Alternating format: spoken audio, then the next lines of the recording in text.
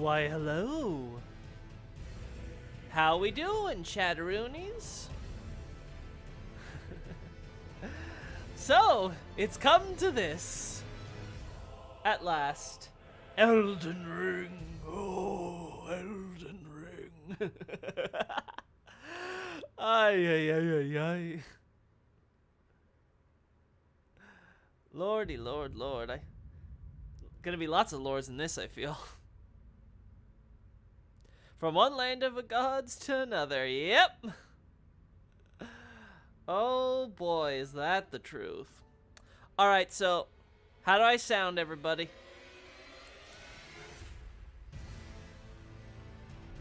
I'm doing pretty alright, honestly. Let's see.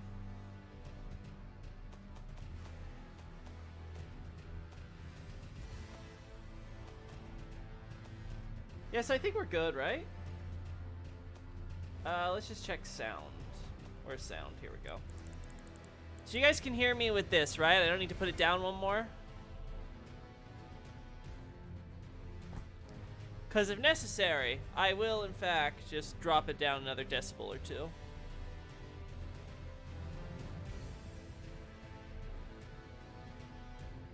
Alright, if it's good, again, keep on jumping in for feedback if anything changes. Now, originally, I was thinking of maybe doing this yesterday.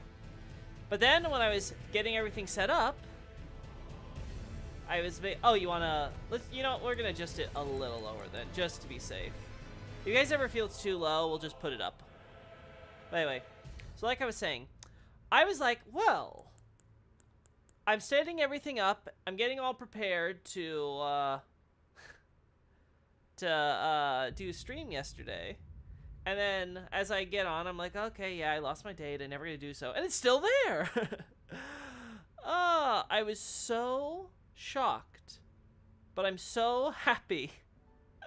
I assumed it was gonna be like Dark Souls 2 and Dark Souls 3, but apparently it's like Dark Souls 1, and it actually saves the data locally. Or maybe through cloud or whatever. But whatever it does in a way that doesn't cause the data to just be lost when my hard drive failed. So that's nice. So as far as I'm concerned, this is a win. Now what we're gonna do is just go straight into it then. Because I was trying to think, what do I want to do then if I already have my file? Well, I'm gonna just do that file like as my quote-unquote main file for personal use on the side or whatever. In the meantime, we're gonna create a new file. One that's gonna be a little more focused. I was gonna just do like a casual playthrough. Who cares what I do anymore? Because like it's not like I've done a thorough analysis. Obviously, I have done translations for Vati on a lot of the item descriptions and dialogue and stuff like that. It's not exhaustive because honestly the localization for this game is probably the best that we've ever had from a Miyazaki game localization, to be honest. And yeah, I'm not sure how much I should expect being like that meaningful. I mean, I'm gonna probably consult notes on stuff as we go through this, get new stuff. Maybe on stream I'll even open some stuff to double check if I'm a little confused with how the localization is wording it, but we'll see. Yeah, it's a huge win. It's a huge win. Getting the data was... Yeah, well, I'll be honest. I was pleasantly shocked, and I'm very glad. It makes me kind of feel silly, because, like, you know, maybe I should have checked on the off chance, but it's like, what was the chances they were going to do it differently than how they did it for the past, like, 2 major games of theirs? So, whatever. Anyway, so, last time when I did my personal file, and I was doing the Twitter diary... I was playing as the Confessor, mostly because I like the outfit, but also because I wanted to try a Miracle build, and like that was going to lead me into Pyromancy, so like I wasn't going to say no to that.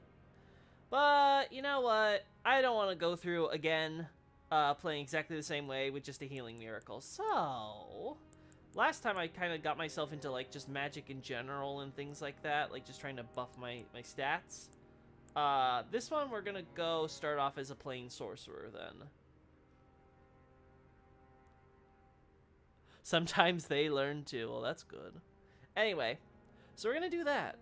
We're gonna just play Sorcerer. Yeah, I don't really see an issue. Yeah, I think Sorcerer's fine. Because then we'll go to Selene or whatever. The only problem is going to be trying to get to her because Big Boy is blocking our way, but whatever. That'll be fine. I need to refamiliarize myself with the game, with the world, and everything anyhow, so I am not concerned. Alright, let's go. Be male. Alright, I have a preset, don't I? Yes. Alright. We shall make this my character this time. Last time we were Ginger, so... we were a soulless Ginger of an Ashen one. And it kind of showed through at the end of the playthrough, didn't it? There was definitely a no soul in that ruthless kill.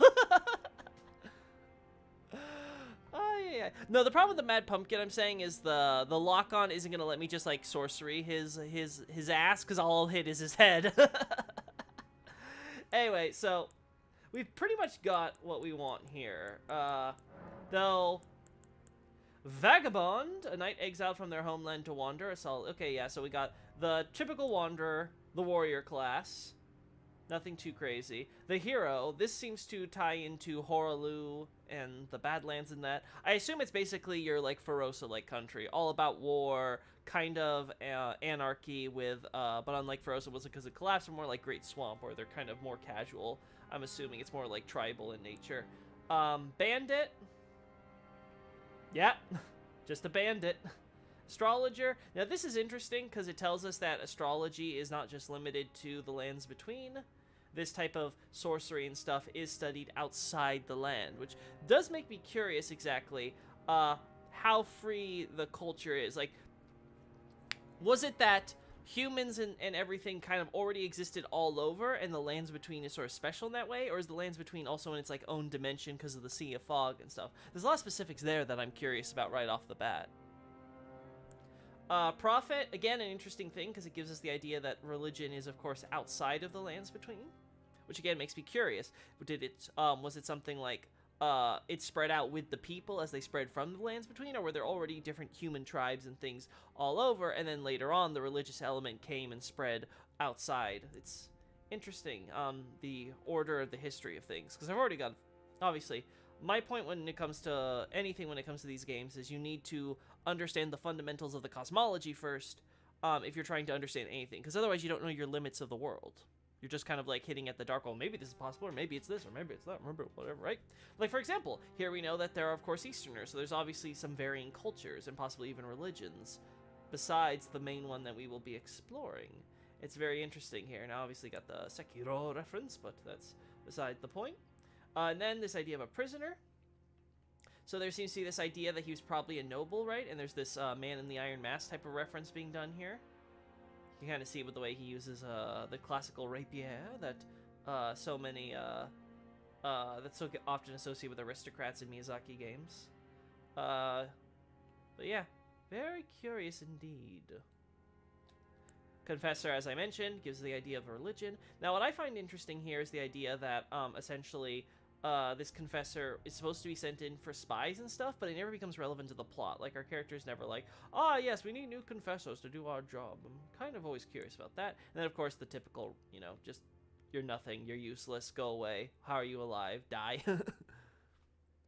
I have a few reasons to believe the lands between are a little special in that regard, because of the Sea of Fog, probably. Yeah, the Sea of Fog is what has me curious, because what is fog in this universe? How does it fit into the larger cosmology? It's a very interesting question that I'll be interested in seeing explored as we go forward.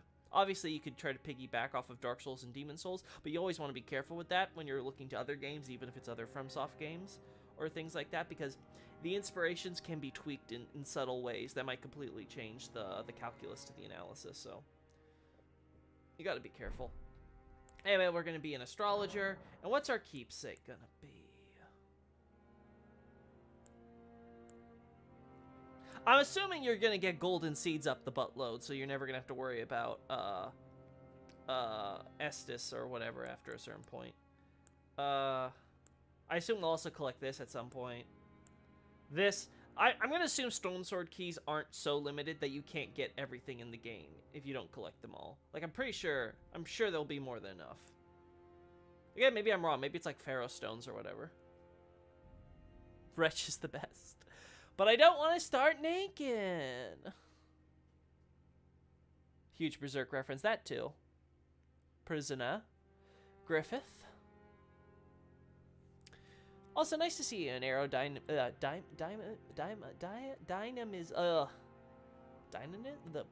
I can't speak. Aerodynamism. Okay, you know what? I'm not even gonna try that. Clearly, I'm just too drunk. Aye. Bewitching Branch. Interesting. Obviously, already associating something with Miquella. Okay, so this is a very interesting point then. Because this means that when we were, like, quote-unquote, like, buried stuff, that Miquella's branches are outside of the lands between already. So, like, and this is how you can apply to all of this. Like, Stone Sword Keys, the Ashes for Imps, Golden Seeds. This is all stuff that's outside of the lands between when we're grabbing it. Huh. Boiled Prawn, Shabriri's Woe.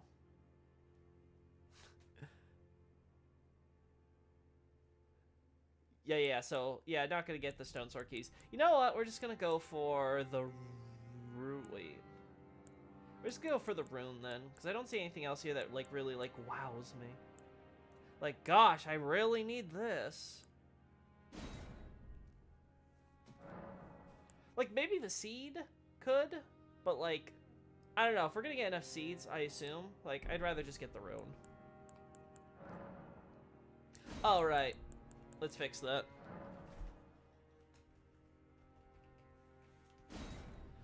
This shall be Loki, just to make things simple.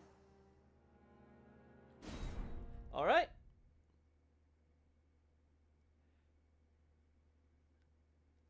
Aerodynamism. There! I can do it! Oh. Oh. The fallen leaves tell a story. I see. I see Marika slash Radagon. Also, obviously, I haven't played a full playthrough of this game before, but I've seen much of the script, so this will be spoilery. Do not do this if this is your blind playthrough. In our home. So we see basically seemingly a huge reaction from the Erd tree, the Japanese of which is Golden Tree. I can't understand why. What an odd choice of name. There's Marika. Now, Queen Marika the Eternal. So she's disappeared. Nowhere to be found. She's got quite the wardrobe. And in the night of the Black Knives, Godwyn the Golden was first. So you have this huge conspiracy type of going on here. Soon, Marika's That's offspring, Ronnie? demigods Yeah. all, claimed the shards. There's of our the boy. Elden Ring. There's our Omen. So that has to be The Miquella taint and of their newfound strength. what's his name? The bad Triggered Omen. The shattering. That has to be Rykard, I assume. A war from which no lord arose. So yeah, premise is pretty basic. Elden Ring got shattered by Marika. A war leading to All the demigods take a shard, kind of go crazy with power, start fighting over who will be supreme god of the new age, blah blah blah. And now us. Rise now, ye tarnished, ye dead, Yes, who yet live. very, very truncated timeline, obviously. The call of long lost grace speaks to Yeah, there's a lot of us all. necessary events always with these types of things. So it looks like we're seeing some type of funeral thing being done here. Is that like a statue of Marika, though, that's the funeral's being occurred under? That's what I'm curious. Orlou, chieftain Now, I of didn't the notice this the first time I was Badlands. playing this, but you can actually see the graces appearing for each of these. So I'm imagining this is the scenes of what they were doing when the grace appeared. It's interesting. Fear, the deathbed companion, I just never noticed that before. I don't know how. It's so obvious. the loathsome dung eater, Getting executed, get called by God. and Sir Gideon Ofnir, The all-knowing. Are those little imp gremlins on the corner there? Do we ever see stuff like that, or in Lands Between? Because I'm kind of curious where each of these characters are. I assume most of them are outside the lands, but Gideon's an odd one, I imagine. Because he is, after all, the all-knowing. And one other, whom grace would again bless. Now, obviously, I'm... Punished of no renown. Yeah, got it. So, from what I understand, obviously Godwin's out of the picture. So, does the game clarify, is it he's the only one, or are there others? I assume there are others because there's like the wandering mausoleums and stuff, but again, maybe they're all just supposed to be like representative of Godwin or something. And become the Elden Again, this is going to be Lord. interesting for me because I'm kind of turning my analytical brain on a little more than I did with the diary. The diary was kind of just my first impressions. This one's kind of like, okay, let's kind of investigate and really contemplate some of the stuff we're seeing here. Like, for example, right, we immediately wake up in a church. Now, I assume we were doing stuff at this church and then we got attacked. But the church has obviously been in some long-time disrepair. We also see there's this statue of a cloaked woman? Question mark? It's hard to say without my telescope. God, why can't that be a keepsake? Alright, we get the wizened finger. Yeah. This is interesting to me because a finger of corpse wax emaciated, so emaciated the bone is visible. It's a relic of those who came before, left to help those who would come after, right? So, like, the lore itself isn't very informative, but what it tells us is that there is this practice of cutting off fingers, at least those that seem to be, like, almost like aged and like sort of waxy from decay and all that, and using them as the same way we would use soapstones, right? Because soapstones, the idea was that you use the power of rock, but it was rock that was kind of soft enough that would kind of leave impression, you know, like a soapstone.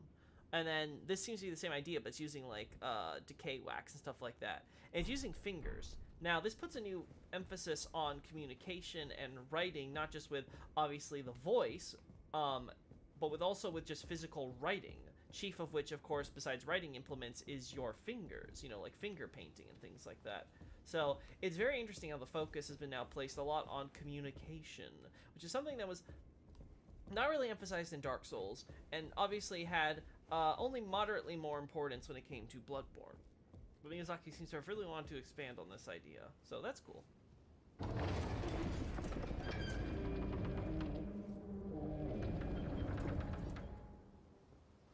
Yeah, it's them reviving thanks to the grace. Yeah, the game doesn't, if I recall correctly, but I think the official website does. And one can make an argument that it's implied because the it's of the mausoleum. Yeah, I only make that point because at least I can't recall any of the Japanese descriptions like using a pluralization suffix when it came to like the death. So it's sort of left at least vague enough that you have to kind of infer properly. And that would be my inference that it's multiple. But like, again, I'm always open for the game to give me reason to think something differently. So yeah, we're here at Stormvale already, which makes me question how the hell we got here, because we have to sail here, and we learned that's obviously not easy given all the boats and crap. So I'm kind of curious how this all works out. Alright.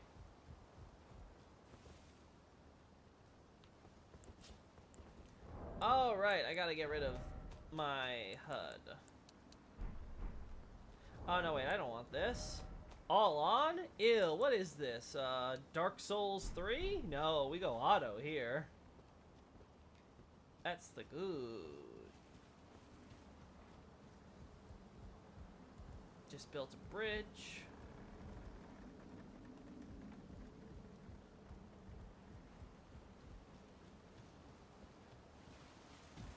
I'm adapting to the jump rather quickly, surprisingly. Talk about a sea of fog. There's definitely fog here.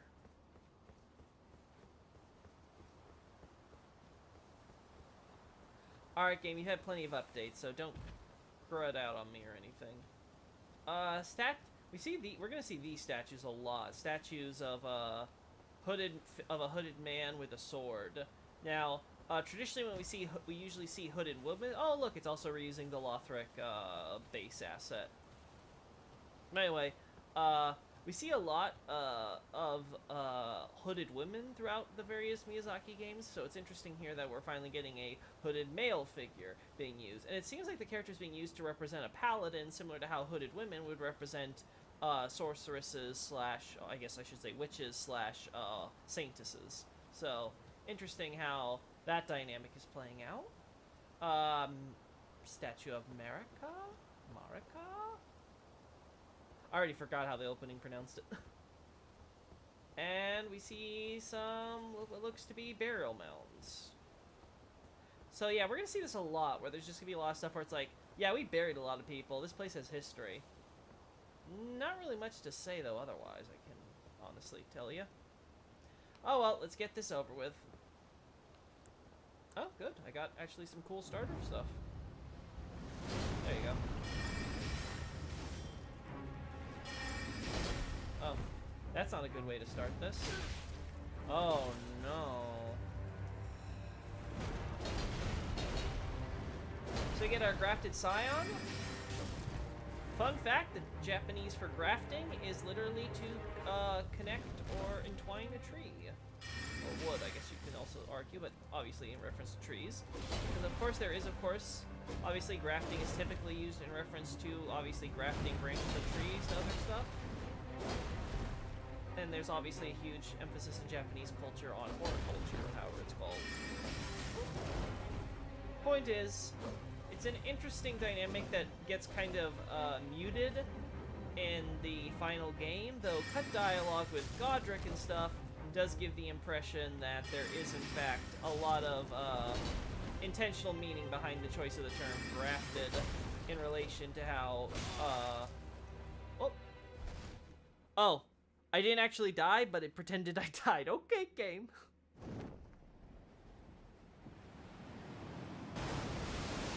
Alright, so it sounds like we die, then for whatever reason, the grafted scion ends up having us, I guess, either because of the wind or because it tries to roll when it grabs us or whatever, ends up having us fall down the cliff into the water. At which point we drift our way down into this random cave. Which, convenient, I suppose, as we can already see the dripping water giving us the idea that there is a possibility of some water getting in here, maybe through some like small trickle. Again, the game doesn't make this obvious in this area where exactly it would come from, but then again, this would suddenly turn into an escape room if that was the case, right? I don't like the beginning of this game. Oh wow, you don't. Actually, now that I think about it, I think Godwin's referred to as the first demigod to die or something like that, but I don't recall where. Oh, I know he's referred to as the first demigod to die or whatever, but it's hard to say if that means that he's the only one as well. Fortune is on his side. Is that so, Coolio? We found him here, after all. Hello, my new firekeeper. Oh wait, you go by what? Finger Maiden now? One of his kind is sure to seek the Elden Ring. Hey, could you like wait here for a second? I kind of. If it does violate the Golden Order. Well, that was ominous. Anyway, so again, obviously, she's just referencing the fact that we are tarnished, and so we break the rules of how things are supposed to go.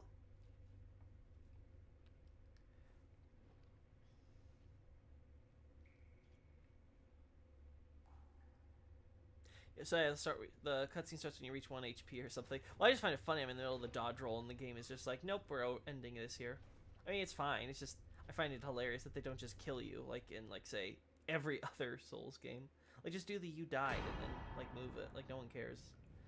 I have my flask. I assume that Melina, or whatever her name is, just gave that to me.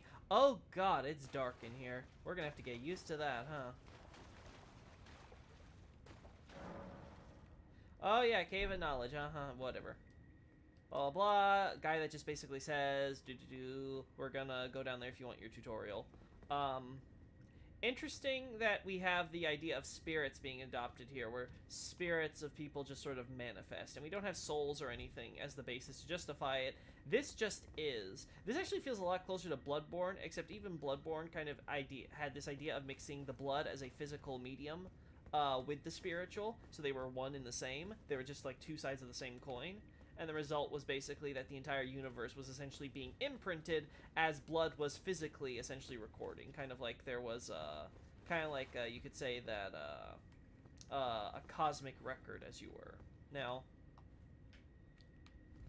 I'm curious, what is the record here, then? What is the thing that allows this to exist? Is the soul a separate abstract thing we just don't acquire here?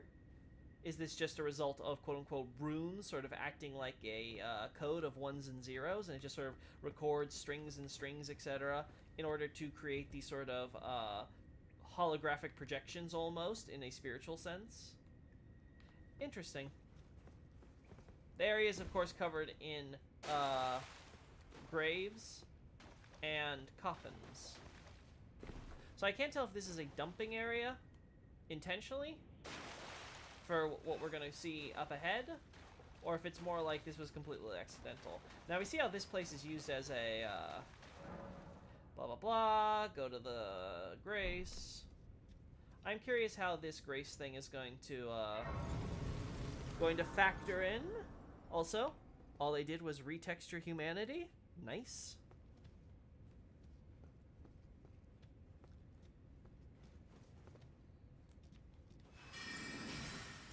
Yeah, there we go. So we see nobles. Now the Japanese actually refers to these as moja, the same term used for hollows in Dark Souls. So I don't know if this is the same concept. They look pretty zombie, but there's this idea of destined death and all that, so I am not exactly sure.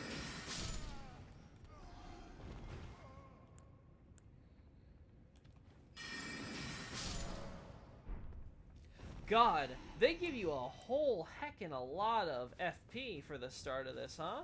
That or the spell is super low cost. Now we can see how this cave has been taken over by an encampment of nobles and Godric forces. I assume that they fell down or scaled in, however, through these openings and stuff. Have sort of made this place their home. Yay! Materials. Fruit.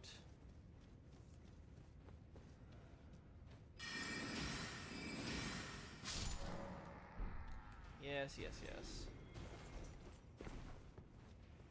I'm only doing this for completionist sake, by the way. I could literally care less about this tutorial.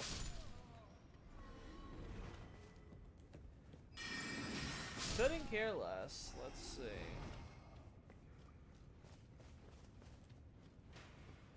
Oh no. Oh no. Whoa.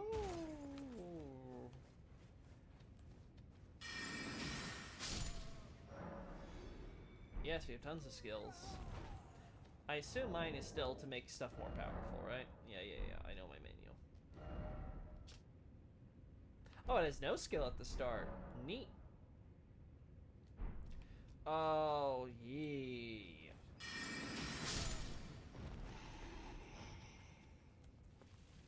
Oh, yeah. Time to stealth. Yeah, I love how they tried to go full on with the Sekiro mechanics here, even though it's honestly pretty niche. It's basically just, hey, remember when you could just walk behind enemies or stealth behind them? Well, now we give you a button for that. I'm not complaining, though. Oh, right.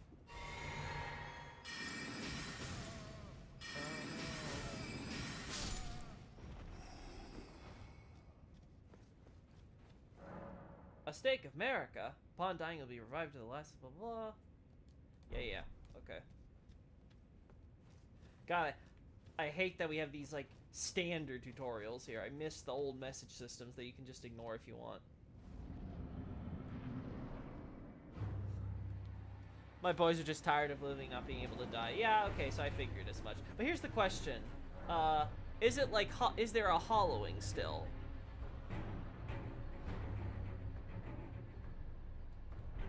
Cause, oh, sorry.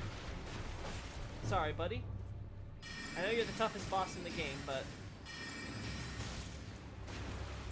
I'm a little busy. Gotta move on. Oh, no. Yeah, we see all the coffins and stuff. So again, I assume this is all coming from above ground and accidentally getting dumped down here again with all the drift and the flow and all that. So I'm kind of curious if hollowing is a thing, where does you dying actually mean something? Because I assume most of the characters we meet are also tarnished, right? And we kill them. And then I assume that ends their quest line. I assume there's no like, well, nope, I'm immortal. You tried. Oh yeah, I got gesture from a corpse that wasn't doing the gesture. Woo. Oh. Tree.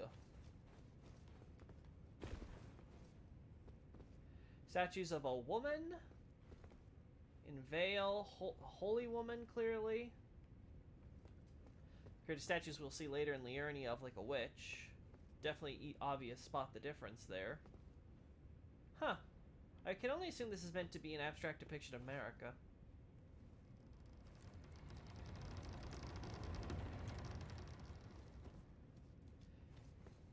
Yeah, that's the thing with Tarnish that I really am curious about. What are the exact mechanics? Because we don't go over it like we do in other games. This is just reusing the Cathedral of the Deep grave, but retexturing it and removing the top half with the flower, because that would make zero sense. Doesn't stop them with the other graves, though. There's our first big mausoleum thing. Yeah. See how it's much like other catacombs with some magic flames? Yeah. Okay. The finger severer. And when that's... We take someone's finger severer and take their finger with it. Wow, we're cold. Okay, no. Tarnish that we meet goes hollow. Yeah, so I'm very curious how exactly that works out. Is it much like Dark Souls? Is it just like Miyazaki's right? Okay, you know the drill. You die enough times, you're just gonna go completely crazy. Because again, no one seems to reference this, but I assume there has to be some mitigating factor for us being, you know, immortal. Like there has to be something where it's like, okay, just die. I can't imagine it's just like the game's just like, oh yeah, actually you are just unlimited immortality. No strings attached. Alright, so we go up here.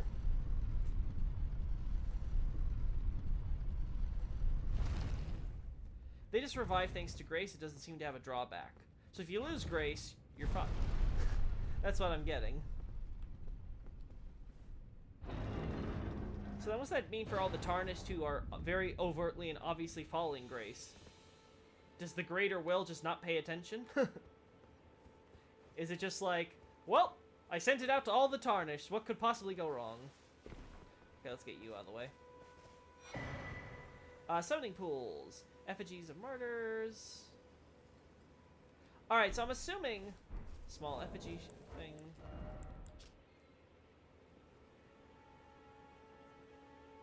So I'm assuming that these guys here are all Tarnished that are part of Godric's Tarnished hunts. Which is interesting. Oh. Yeah. I get the map. You don't need to explain it to me. So, yeah, I understand. I need that telescope. Where's Kale over there? It's like as soon as we get here. Whoop. Obviously there's the church here, but what's more important to me is those ships over there. So we see that shipwrecks aren't uncommon in the getting to Lands Between, which again makes me curious how much the Sea of Fog factors into everything. We also, of course, see remnants of what looks to be old highways. These are ruins which seem to have helped bridge areas. Like, for example, we can see one over here. How might have bridged to over here. Similarly, we see how, we see something similar over here. Kind of bridging all the way over to there. And we'll see it more going forward with connecting these two islands and stuff. So it looks like there was once this super highway that was able to go pretty much everywhere. Pretty much. Yeah, I think I think the Greater Will doesn't care, and that it's Marika controlling Grace. Oh, that's interesting. I'm gonna have to keep my eyes out for that then. Interesting to idea that she hijacked the grace of the Greater Will. If they die, it's because their grace is removed by Marika. Oh, I see.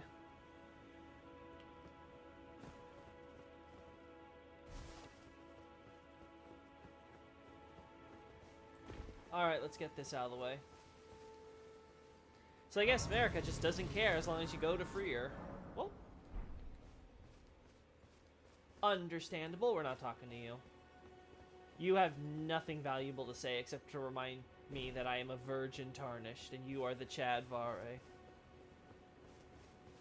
I don't need to put up with that bullshit. Oh. Thanks for the rune fragment. Can't wait to go see this city.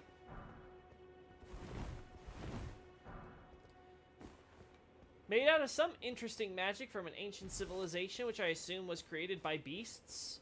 Which I would assume then means that they come from the earliest point in history, because knowing Miyazaki, beasts are part of an earlier point in evolution.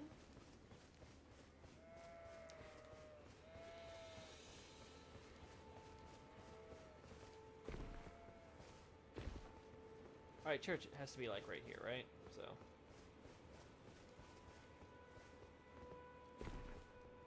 Missed our sentinel friend.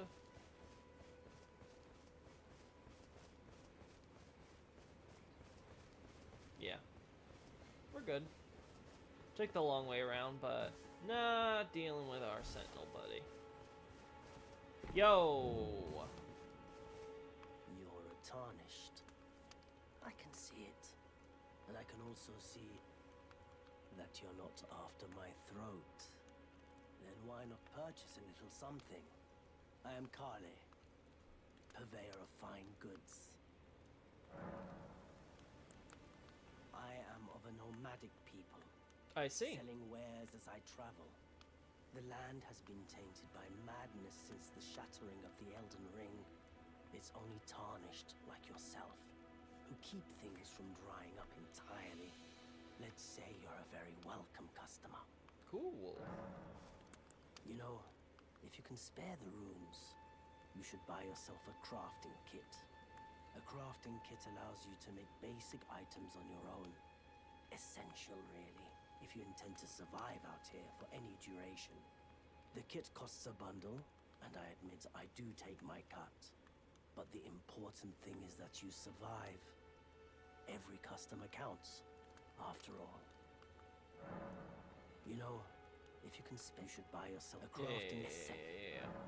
Alright, yeah. Convenient blacksmith. Oh, look, a smithing stone. Someone just left here for me. Yay. Can't do anything with it, though. Yay. Now we have a church here. Yep. Which is curious, considering it doesn't have any obvious idol. So we have to remove it. It's either destroyed or gone. And as far as... Oh, right. Runes, right? Yep. Yeah, so these have to be tarnished. Oh, buddy. Yeah, just ignore me, friend. What is it? Yeah, I'm here to purchase something. Let's get the stuff I care about. Anything else?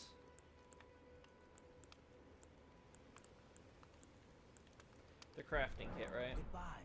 Yeah.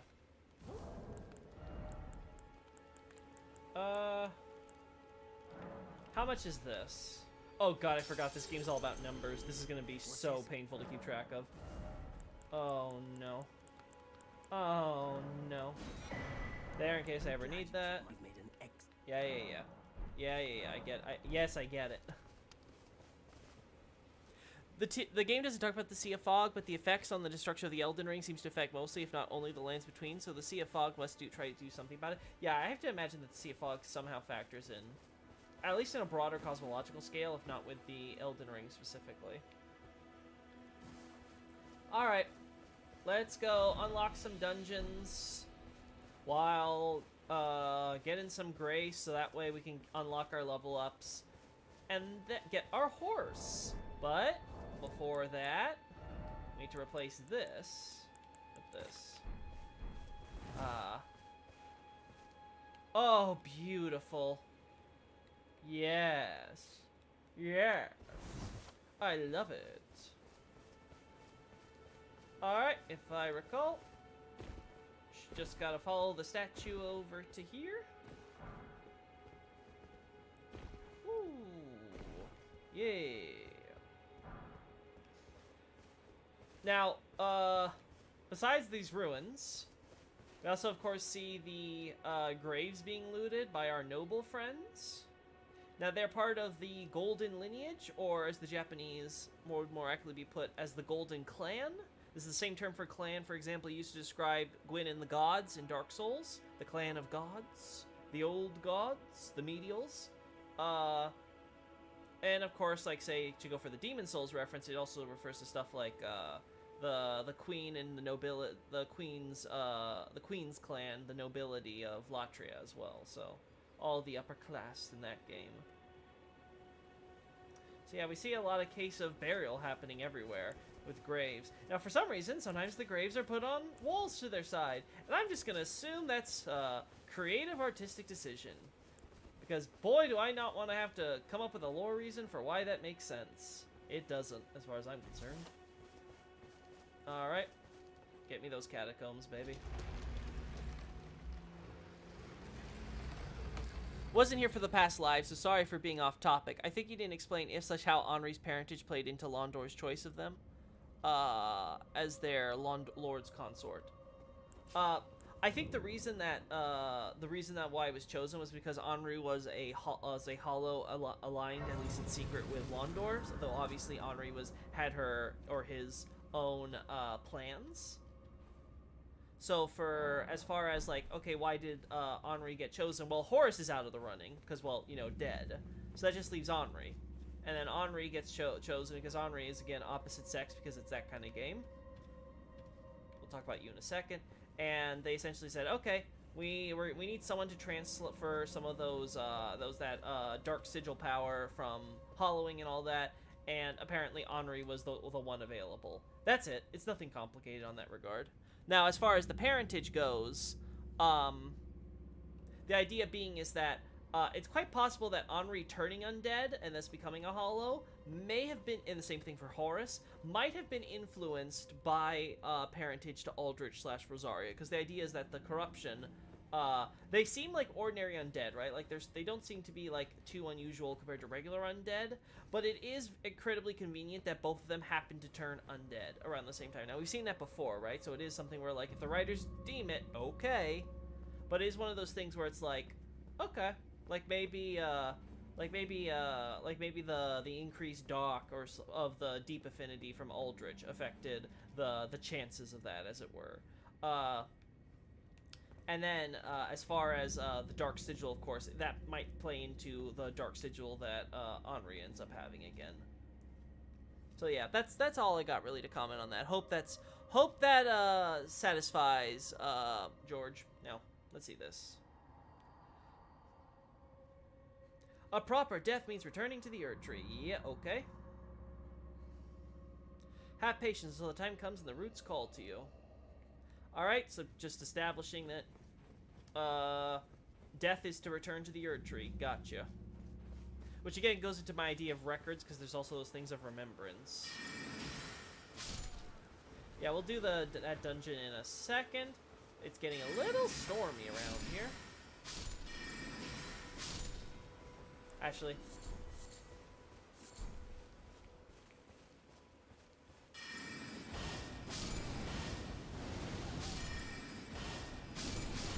yeah, that's good.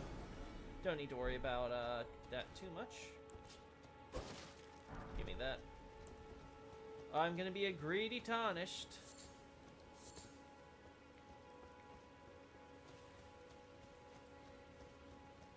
Now, obviously, the idea of tarnished, the Japanese for the kanji has this connotation of fading, of course. The idea, of course, being in this case that the color of grace in our eyes, if I recall correctly, has faded from us. Hence why we are, the gold.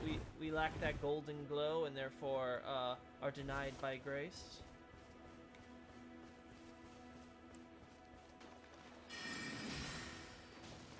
These things. Wildlife, man. Oh, right. Yeah, I get it.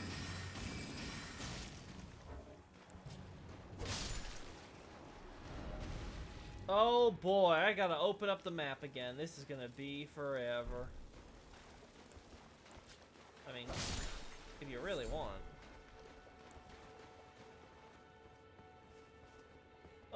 Let us go. Let us away.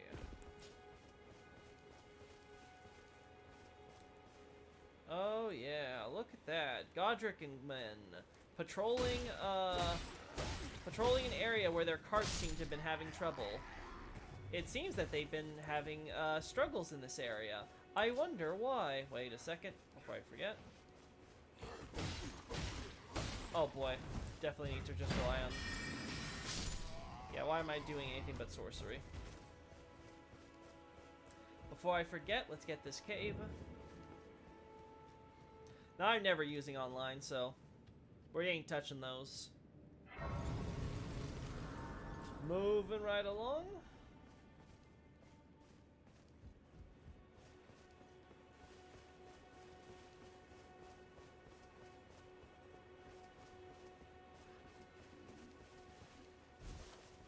Oh, right. Come. Don't make me. You made me. Gold-tinged excrement. So even the wildlife here seem to be feeding on that golden power of runes, I'm assuming. Yeah, I'm assuming that's why.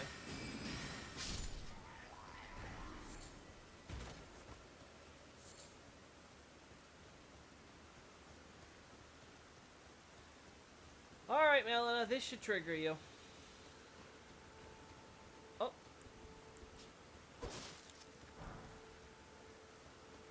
Wait, what the hell is this message possibly gonna tell me? A chamber lies in... Oh my god. How much hand-holdiness do you need to do from software? Goodness me. Anyone who's like, oh, it just lets you the mystery, leaves you to the mystery of exploring and the wonder and marvel. Yeah, until you check the messages. Those developer messages, man. Dark Souls 3 had that problem too.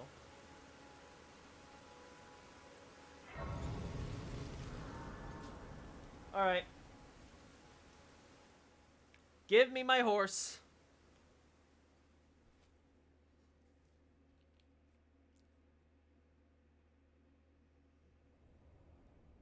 Wow, Melina, you just make it stop rain. You make it stop blowing the wind and all that. Can you part the waves? Block out the sun? Greetings. Honestly, she might be able to, Traveler knowing how these from games go. beyond the fog. Okay. I am Melina. All right, so you're gonna make the big reveal shot. All right, Sith Lord.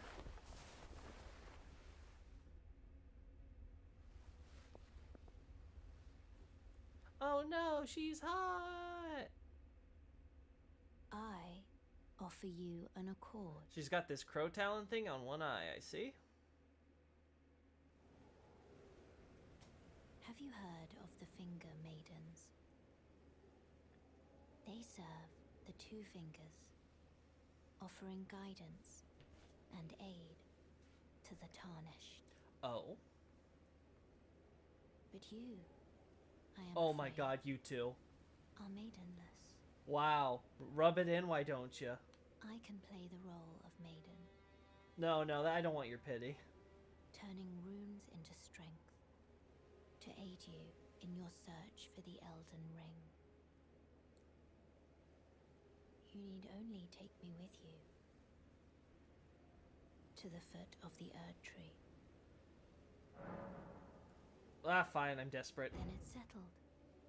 Summon me by grace to turn runes into strength. Ah, another matter. I Yes. bequeath to you this ring. Uh-huh. Oh. Nice. Use it My horse. to traverse great distances. Are you actually It will Velka? summon a spectral steed. Woman in... No, no, no. She doesn't have black hair. Wait, what if she dyed it? Torrent has chosen you. Oh, okay. Treat him with respect. Melon, are you Velka? Just what? Oh my goodness. Yes, everything fine here. I don't care about my flat. They did a thing so that way you can Shall I actually turn do your stuff, huh? wounds to strength? Yeah, Let sure. my hand rest upon you.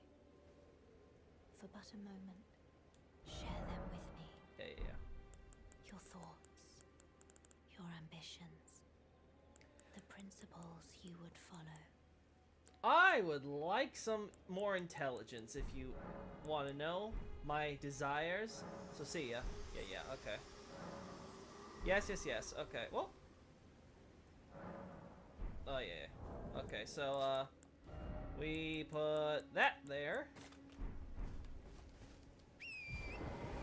Perfect.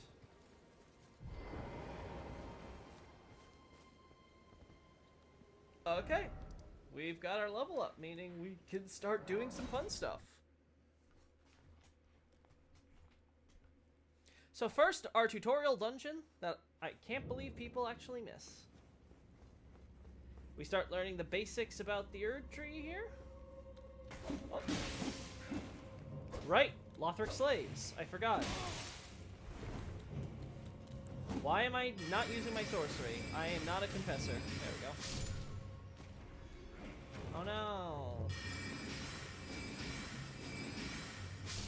Oh no. Root resin, so... Boy, keeping track of this stuff's gonna be a while. Gold texture is highly stable. Substance doesn't dry, nor does it lose its customary worth or scent. For better or worse, it remains as it is. Yeah, okay, so the power of gold has an immortality effect. Noted. Root resin. Resin secreted from the roots of the great tree. Can also be found near roots on the surface. Material used in crafting items. The roots of the great tree are once linked to those of the Erd tree, or so they say, and it's for this reason... Okay, right. So I remember this, because I translated this, because I kept getting asked if the great tree was actually its own thing or not. The Japanese does not clarify. Just the way the language is, it just tells us that it's a big tree. It's big tree roots. Whether that means that there is a great tree or whatever, again, we'll see as I get through my playthrough. I could go either way looking at the text by itself, though, without context.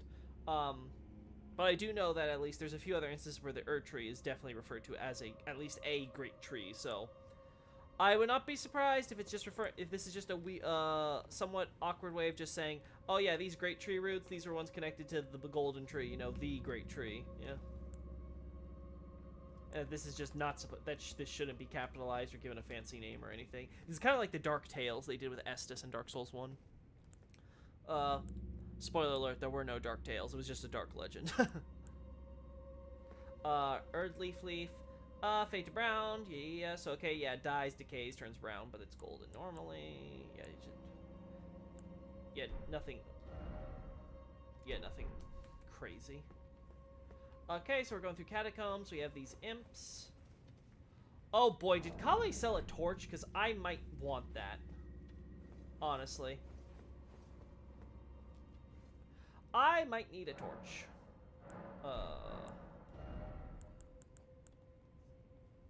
Oh my gosh. So close.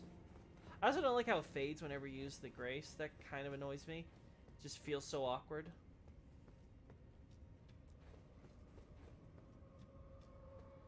Gotta open this.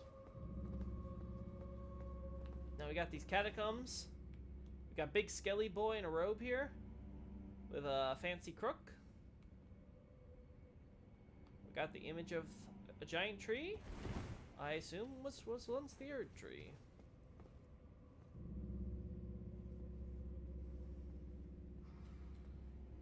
The Great Tree is probably synonym for the Erd Tree, or rather its roots. Yeah, again, I'm totally open to that. I know there's some people who argue there's like a Great Tree that you find, again, somewhere, which makes it, again, I will be the judge of that when I get there. What? Nope. Oh, there we go. Suffice to say, I'm keeping a Great Tree noted. Okay. Alright, so Glovewort and Great Tree Root. Purple flame that blooms in graveyards. Used to call it Ghost Flame. It's believed to be useful in calling forth spirits. So what are spirits then? That's where my question lies. Where do spirits originate? Are they just products of runes? Do runes just come together and do so? What do runes do for us, for example? We absorb them when we kill them. Why do runes transfer over to our bodies, right? Like Dark Souls and Demon Souls both had their lore reasons for why that would occur. Here it's not immediately obvious to me what the intuition is. Is just that runes go to new code or something like that? That's to add to existing code or whatever, because there are existing runes nearby? Is that the idea? They kind of absorb? Similar to Souls and Dark Souls? Oh, root resin. Oh, wait, nothing else? Is this a separate item? Now we got our Flying Sky Fortress. I could afford it. There we go. Glovewort. Oh, so this is for upgrading stuff. White flower that blooms in catacombs. Yeah, that makes sense. Each soundless bell used to summon spirits. Okay, so these are at least a catalyst for spirits, if not produced by spirits themselves. Used to strengthening ashes known as spirit tuning. Only a spirit tuner may perform this deed. Interesting. Interesting.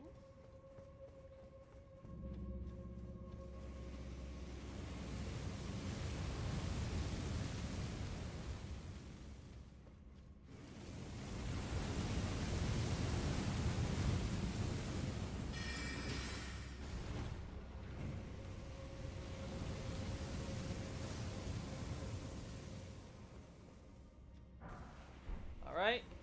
Prattling paste. Hello. Is there anything up here? Gosh, it's... I need a torch. If Kali has a torch, I'm buying it instantly. I can... Oh! Oh. Oh. I did not estimate your range properly. That pisses me off a little bit. Alright. I will not make that mistake. The lantern would be more useful. It's relatively close. Yeah, I know where the lantern and stuff is, but... it's probably gonna take us a while to get there. That's why I'm saying I'd rather have a torch right now. Besides, torches have like wider range than lanterns in my experience, so much prefer dealing with them. Alrighty, let's make this quick. More Glovewort, because why not? I'm not gonna be using spirits though, so...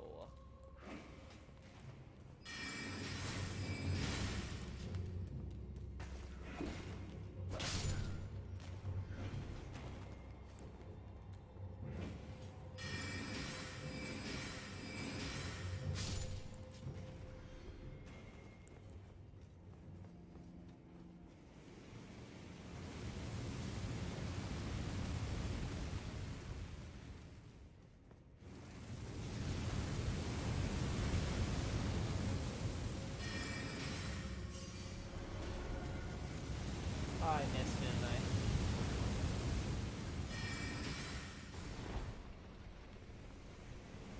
I? Alright, where is it? There you are. There you at. My little impish friend.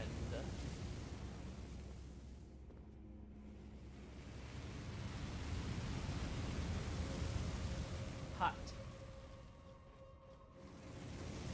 Oh, darn! You gotta really run, huh? I must have been like half a second too late on that running bit. Well, the good news is I don't need to get that other thing for any reason.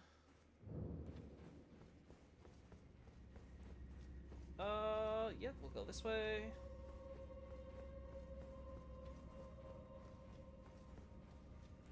Getting used to playing sorcerer. I gotta use my actual sorcery. Oh my god, you.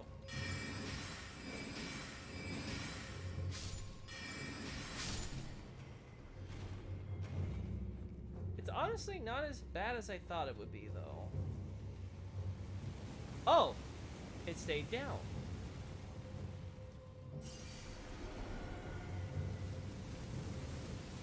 Oh, there you are.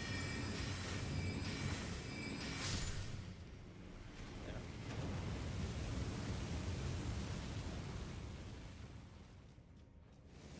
Oh! Ooh! We're gonna wait, actually.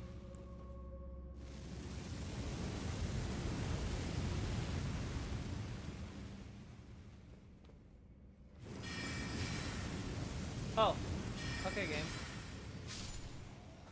You done with the auto aim? Oh my god. No, okay.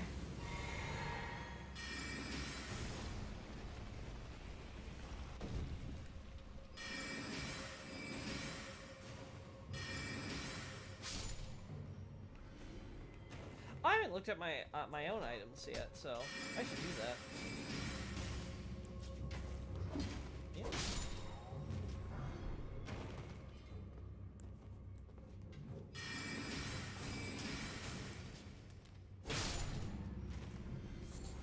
Smoldering, but what is that doing down here? I wonder. There we go.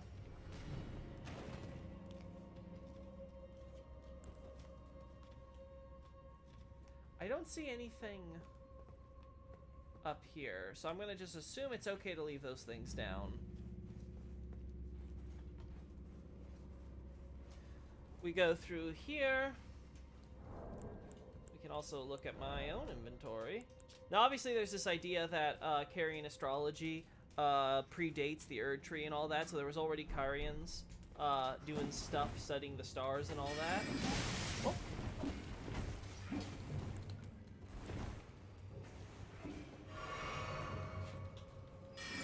Gotta remember, I am not tanky, so I gotta be careful. Oh. Oh. Whoopsie. Come on. Oh. Oh, that's not what I want to do. Okay, game. Well, no sorcery. It's okay. As long as there's no trap. Come on. I know you got another buddy here waiting in the corner. Oh, see? This ain't my this ain't my first FromSoft rodeo. Oh, okay. Sure.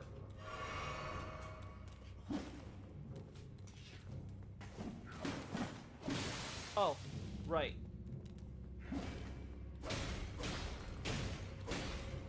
Thank God the game gives you so much stamina.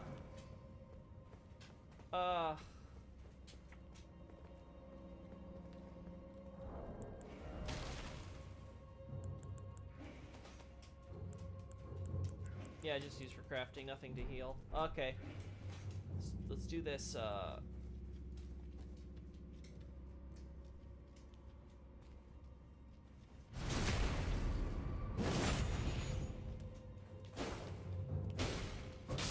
There we go. Woo! Summoning spirits! Yeah, I got the Wandering Noble Ashes. Okay.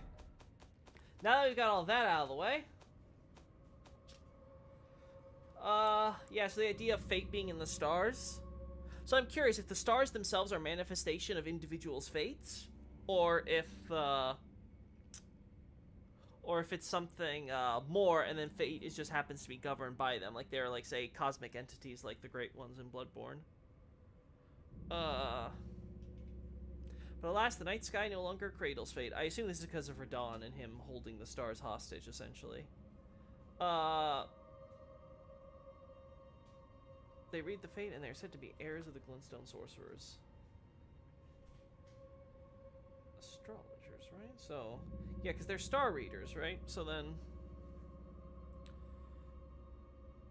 They succeeded Glintstone Sorcerers, huh?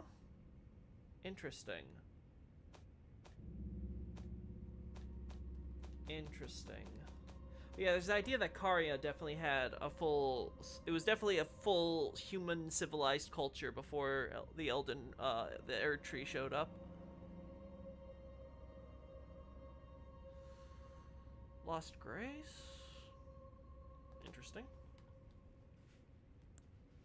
Forked hatchet for this, known as the Imp's Tumble. Yeah, nothing special here.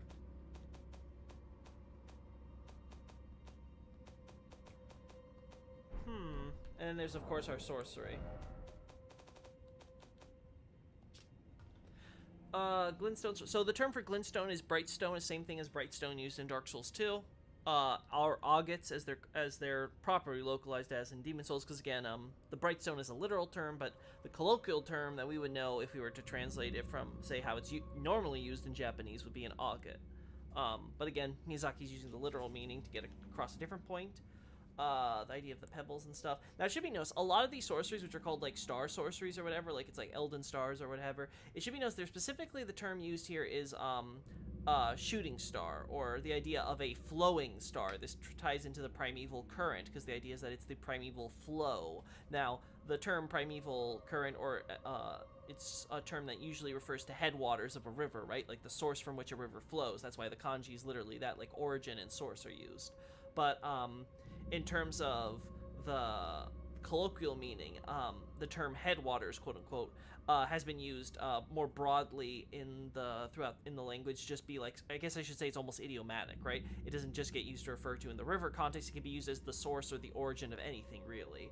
It's interesting though how much the idea of, like, there's these stars which flow, and there's the idea that there's the original flow, which I presume is the idea of where the stars flowed from. So again, very interesting. I think stars are entities, but I have no idea how they control fate. It's weird because, well, it might just be just innate, right? Because again, I don't know if it's like Great Ones, where the Great Ones were humans and turned themselves into gods, quote unquote, or if it's like these are just like supernatural beings that exist outside. We didn't go over all the different races and stuff. I should have done that when we were doing the character creator. I might like do that next stream or something. It's weird because one says the astrologers came before glintstone sorceries, but here it says the opposite. I'm gonna guess it's a localization thing. I'm gonna double check the descriptions for all that because I don't remember them off the top of my head, and I didn't take out everything so I could look at it on the fly. I'll have to remember that next time. I don't want to derail us from where we're going. Again, an arc like a moon. Granted sorcerers who depart from the academy to embark on journeys or to fend off large groups of would-be adversaries. Fools often roam packs. So here's the question. Are we a sorcerer from the academy who left the lands between to do our own thing, and now we're coming back? Or are we just completely unrelated, and we just happen to know the same sorceries because, you know, those are sorceries that others have brought when they traveled outside the lands between, and they, down the grapevine, taught us? I don't know. Something to consider. Oh, right. Oh.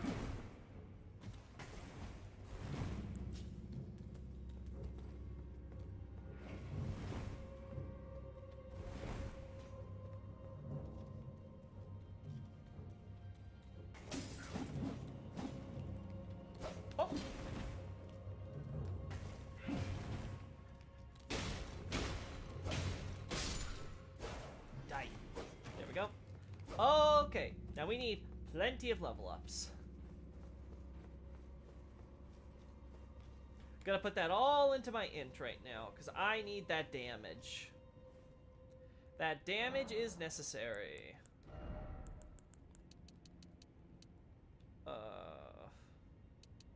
We'll put one into vigor.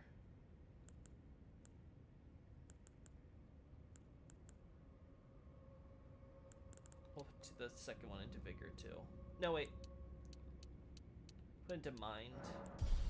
Because we need to also get our FP up soon for when we get like bigger spells. Yeah, okay. I'm feeling good. Because we need to get my... I can't be a glass cannon for too long.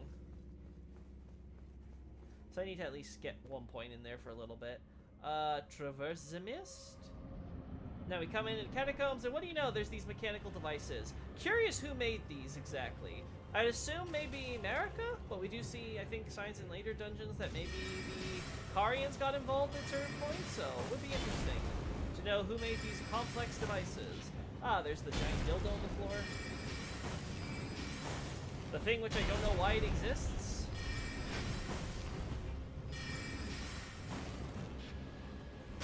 And no, that was not in reference to the idea of what its in-game effect is. It's why do you need something like that shown, or do you have an in-game effect? You have UI elements already that show when you can do that sort of thing.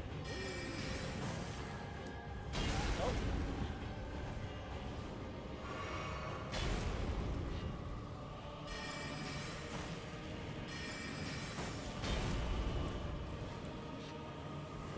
Are you just gonna do the freaking hop?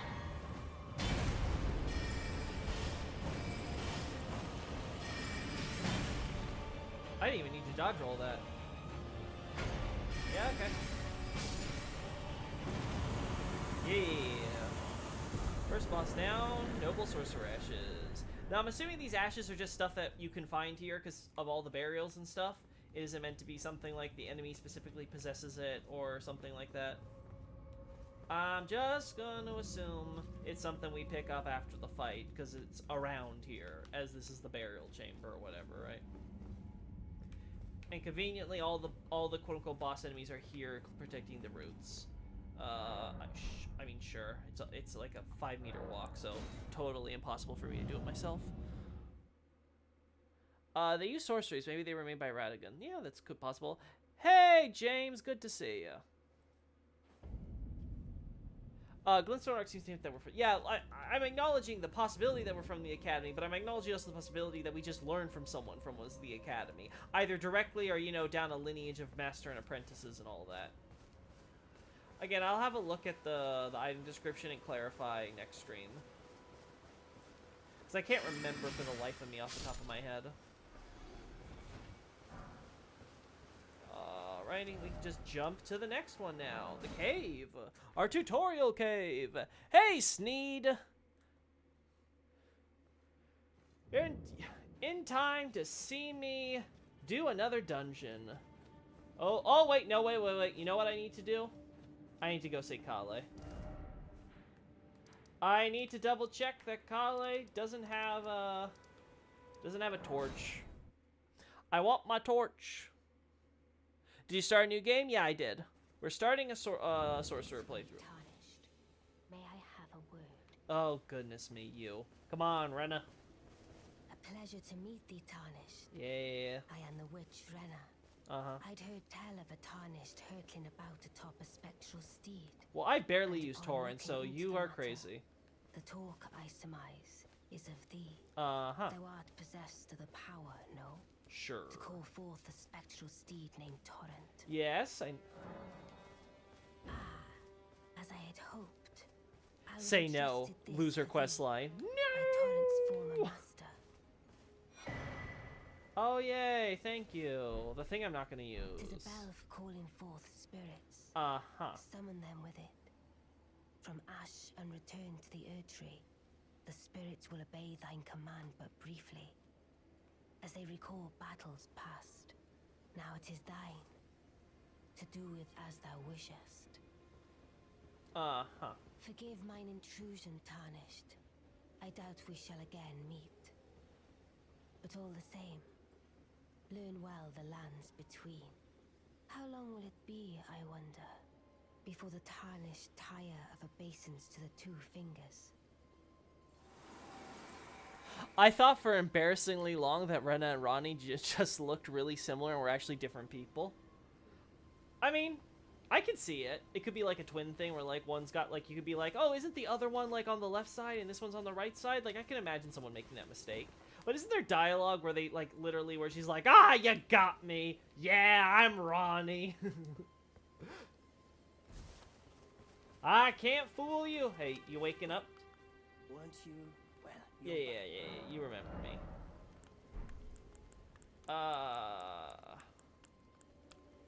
There's the torch. Alright. Yeah.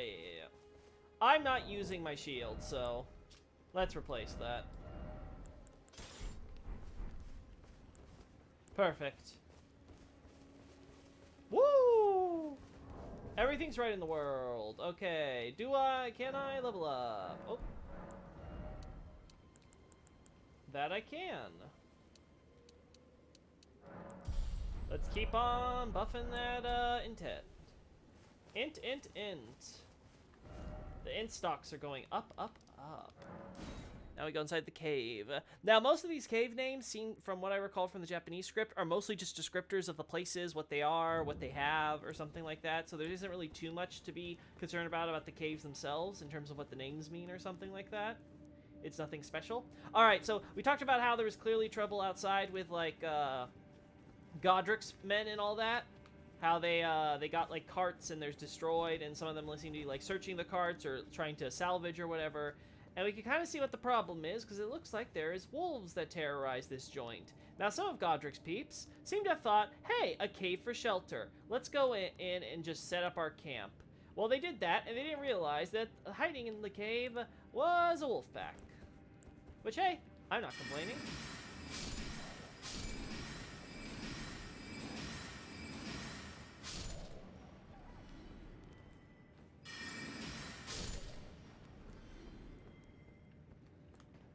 Sucks to be you, buddy.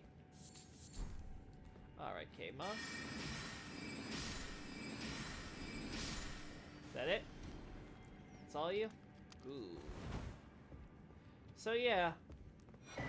One thing I do like about Elden Ring is while it's not as detailed as Dark Souls 3 is with some of its environmental storytelling, it does make the use of its open world setting to tell a bunch of little tiny vignettes. They may not be the biggest thing in the world, but they do help characterize the world. They give you something to... They give you a small story to tell. Got some glowstones. We'll look at those in a sec. More runes.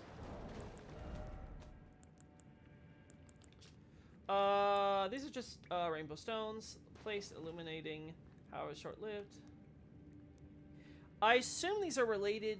Yeah, because they look at least like the... Yeah, they're just these, but brighter. So they're more powerful version.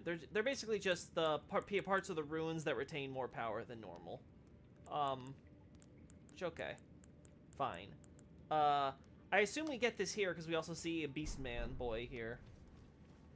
Because Beastman, I'm assuming Beastman boy is part of the whole, Far Missoula thing, from what I recall.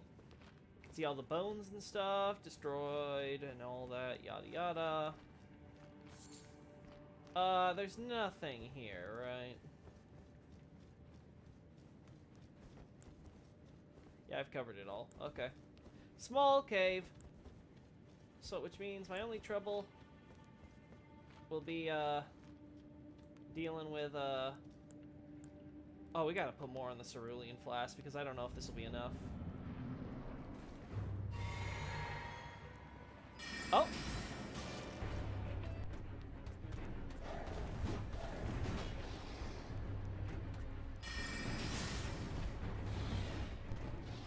That was my phone. Didn't expect that. So it looks like the wolves are being led by Big Wolfy Man here. Oh. Makes sense. Yep.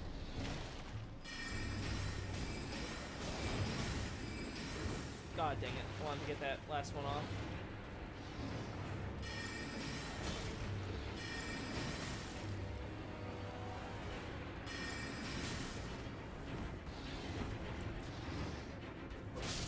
There we go.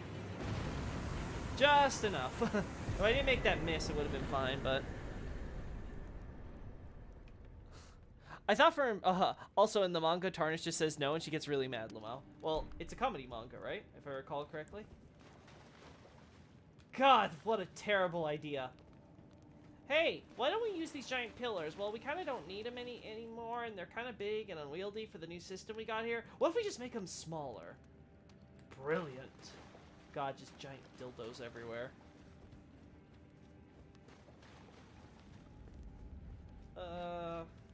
Yeah, nothing really to say here. What did I grab? It was a ring, right? Or I guess they're talismans or whatever they're called here. Yeah, talismans. Flame Drake Talisman.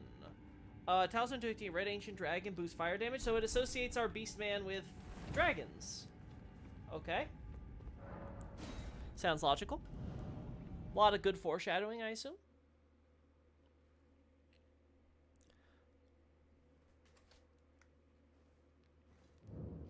Alrighty, what are we doing now? Let's go to the camp. And we will... What was the original system of the pillars? If I recall correctly, it was something like you go through, you go to like each pillar, you pull out like a thing, then you hit the use item nearby it on something at the pillar or whatever, and then it would do stuff. So it was something really like awkward and unwieldy. Like, keep in mind, this is when they're prototyping stuff, and I think they were still using like literally just DS3 tech, so they had to do like the most awkward stuff. Then they eventually built their own little systems for their engine and stuff, so that way it kind of worked on its own. Alrighty.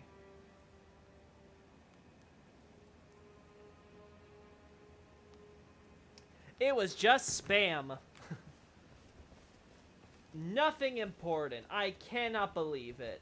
My phone lied to me.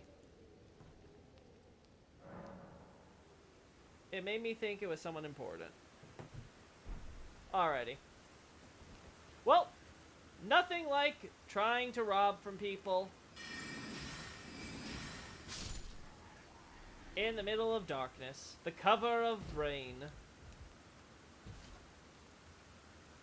Good thing they won't see me with this giant torch flaring in the middle of the rainstorm. Kind of curious how realistic it would be for torches to last in this rain. I assume not very long, but hey, what do I know?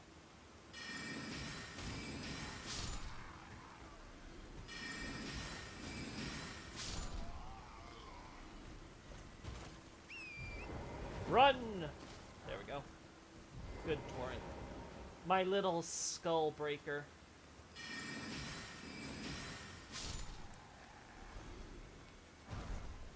Got some Godric soldier gauntlets. A flail! Flail, bring me my flail. Oh, Frida, where is my flail? Here you go, father. Nothing really useful except telling us that lots of warriors are being collected and rounded up in these giant coffin cart things. We can also tell that this building was used originally for as a funerary home, as we can see from the various coffins and things found around here in this specific place. Lots of burial happening in this place. Oh, okay. You are making people suspicious. Where's Big Nighty Boy?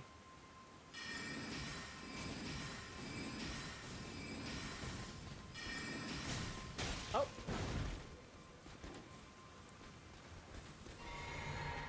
Alright, we're gonna go for the backstab because I do not want to keep dealing with... Oh.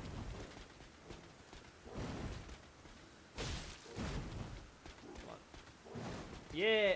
No! Oh! There we go. Oh, come on, that was a... When did you fix your angles, game? Oh. There we go. Perfect. There we go. There we go.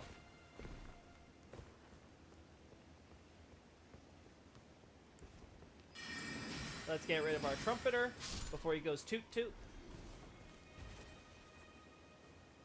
Toot toot toot. Got smoldering butterflies, which like fire for obvious reasons. I could have swore there was a chest around here. Got a bunch of bats being bats.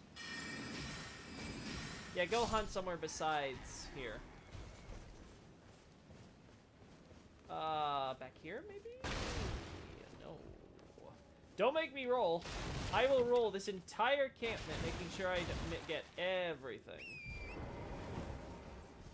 Oh. Yeah. Like that. Yeah, take that. Oh.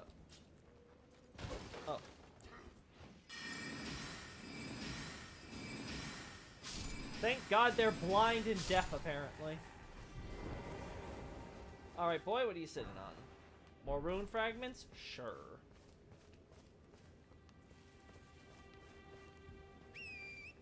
Oh. What? No, you're supposed to go. There we go.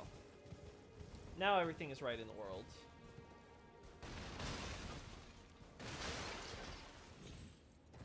Much more destructive than the Ashen one was, I'm noticing. Limgrave is beautiful. That it is. That it... Skull? There we go. Skull? That's not how you break. That's how you roll.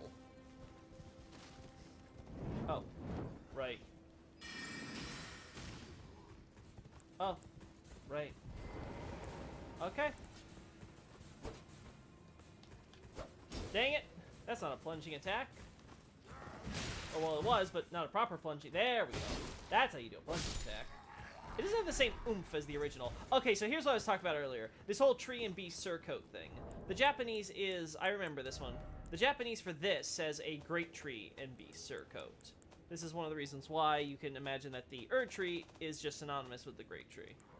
We can't... Oh. Oh, hey, doggo. You're not the doggo I was looking for. Oh.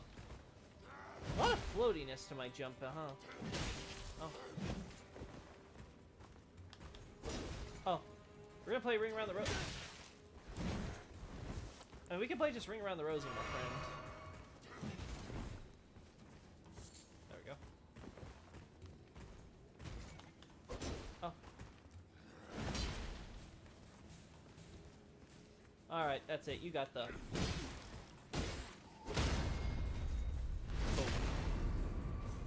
99.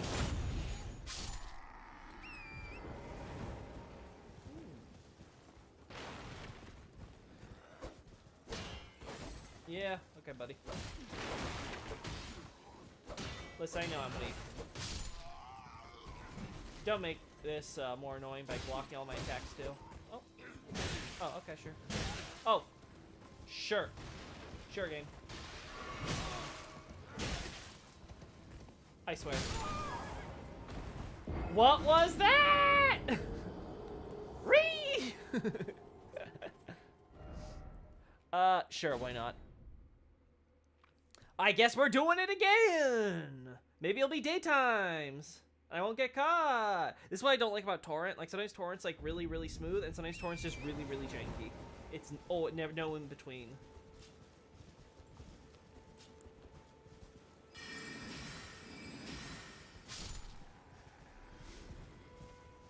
Alright, let's get everyone on the fringes.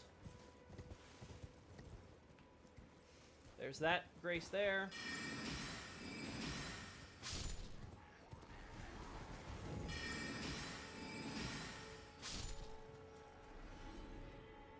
Now, if I recall correctly, these aren't dogs, these are wolves, right? So, my man domesticated a wolf. Rawr. Alright, you take forever. We just pretend you don't exist. Oh.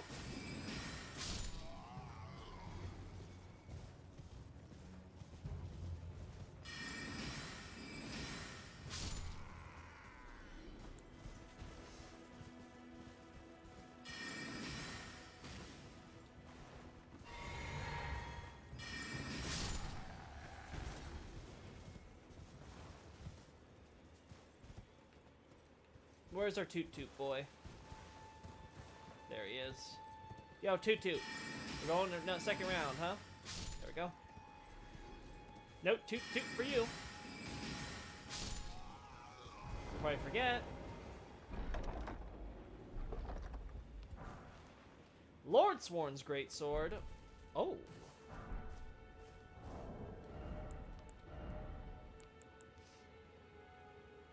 Need more strength, but... wielded by regulars of a lord's army, so throw blackened and damage it appears to have otherwise been in service, despite the soldiers having long since lost their minds. Okay, so yeah, you do lose your mind, it seems. So there is a hollowing of sorts, either by time or will, like in Dark Souls, or something. There's some factor. Let's get our map while we're at it. Lord Swordsworn's Bolt. So those who serve a lord, I'm assuming. Oh god. You're making me waste my flasks! My FP! Whee!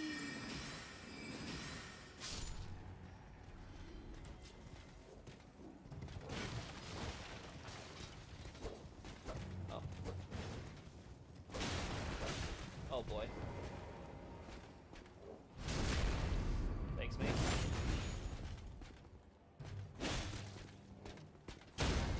Thanks, mate.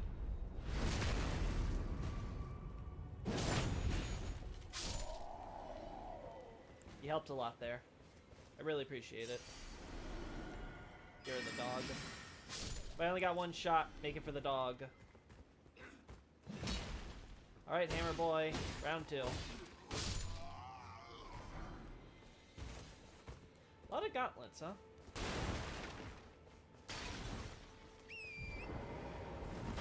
Alright, I think we got all the stuff we needed.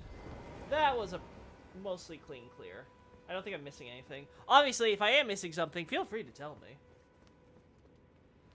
Because chat would never lie to me. Alright. Yeah. We get... yeah. Okay, so we got War Stomp and a Whetstone Knife to do stuff with the War Stomp. Yada. A lot of battles. So they took over this area, turned it into their base camp, basically. Nothing crazy here. Looks like the runes were once used to help manage and facilitate graves, which would be passed on, presumably either in or out of the castle. Now, the place is called Limgrave, so I expect lots of limbs and graves. And I certainly was not disappointed by the end.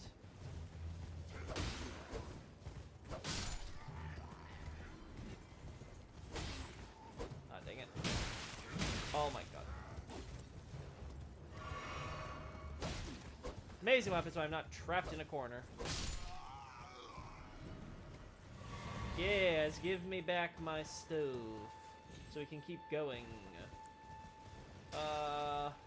Yeah, that's everything. A hollowing exists, but it doesn't seem to affect the tarnish, maybe because they were not exposed to grace for that much time compared to the others here. So is it grace that causes the hollowing then? Because I thought the idea was that tarnish lose grace, and that's why they're, well, tarnished. They've lost the golden luster.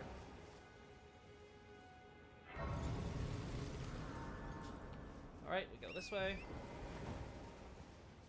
We'll go along the highway in a sec, but first... Yes. Godric the Golden, humility, having tasted defeat by the blade of Miquella. Now his deeds begging for mercy. I loved it when I did the diary. I accidentally, because we did it in this order, I got myself like all confuzzled in my brain. I'm like, oh yeah, she's like marching south or whatever. This way, up over there, that's south. And I'm like, wait, no, that's, wait, that's actually north. I'm an idiot. Yeah. But yeah, so she's marching from there to here, and she passes through Godric, and then I guess someone decided to leave a monument to remind us how much that must suck.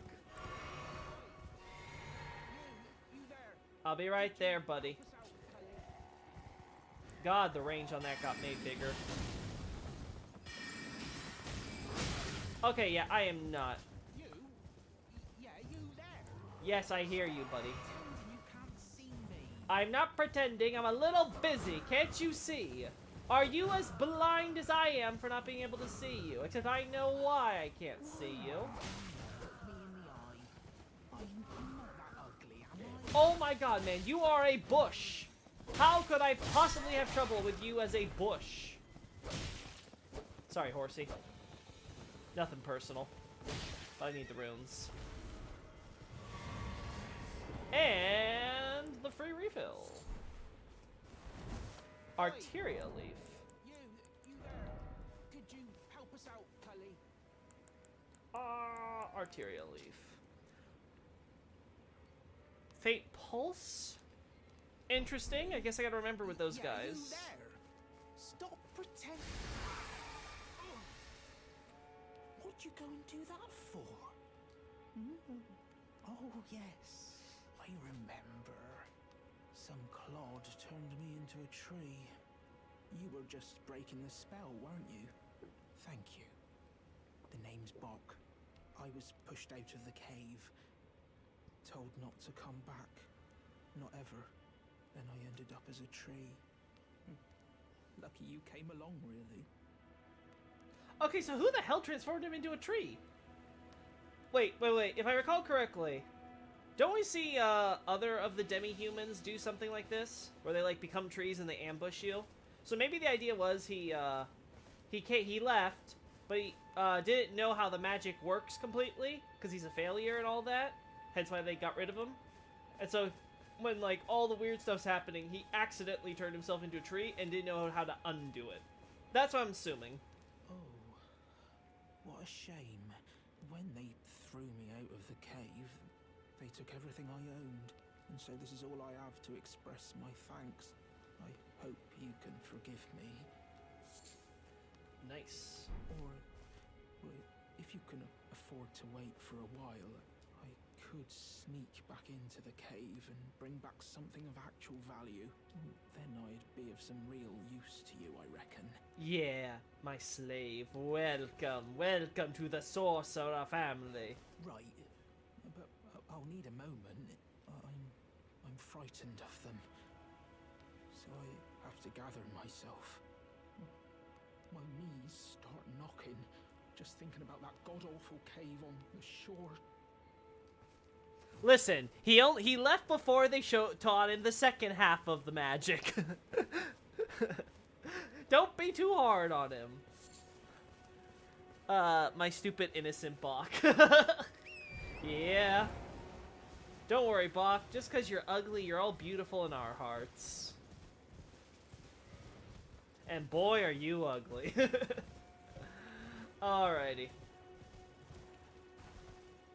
So we did our main road quest objective. Hey.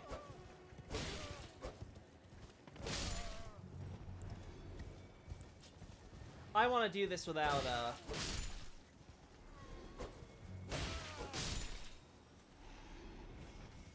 There we go.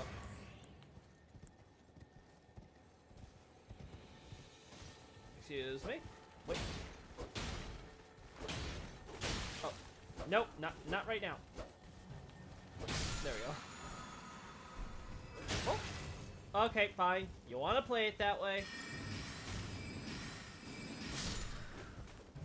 Oh, come on, game. There we go.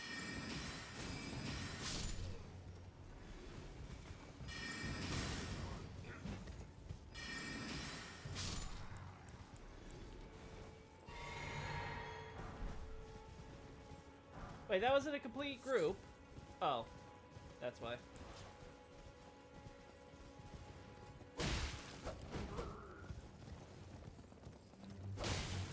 Dang it.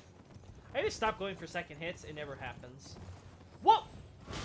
You tried to trick me, you! I'm not... Oh! I don't appreciate that. Oh, so you swing on your left for the most part, it seems.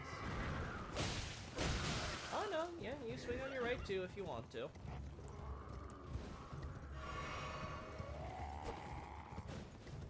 Yes, run your horse all jangly into the wall. Holy hell, that horse has got some kick. I would jump down and try to stab you on the floor, but I know I would never get the timing right.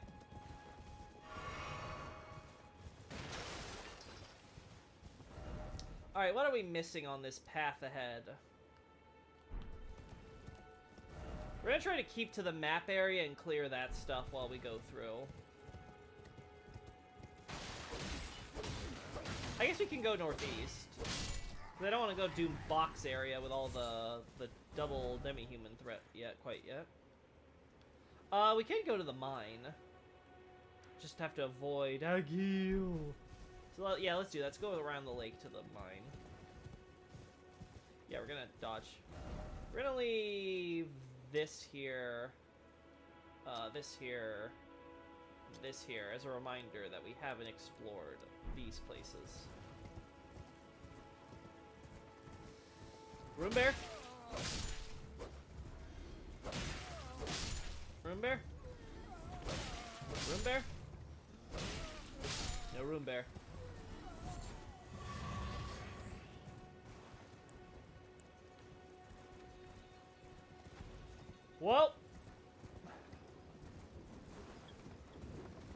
Boys, I'm very sorry to say this to you.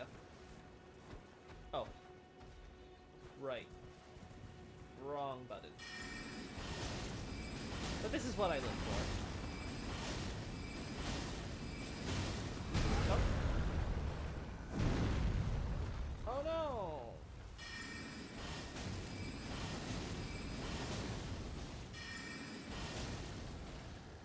Oh, no! I gotta readjust my flash so that way I do. This is getting ridiculous. Oh. Oh no, thanks for moving, bud.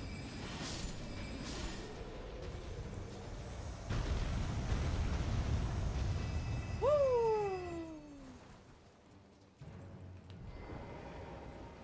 Woo!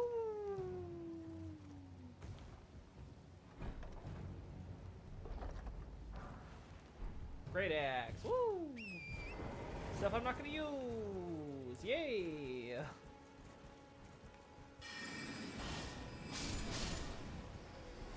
Oh.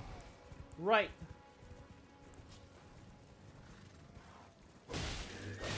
Ow. Yeah, this is unsurprising. Torch Boy's the scariest of dudes. Oh. Go on. We'll just keep whipping. Oh!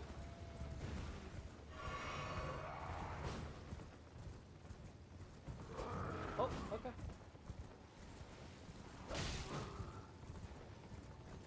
Oh. Not a little slow on the turnaround there, buddy. Oh. Well, so am I. Oh my god. Oh my.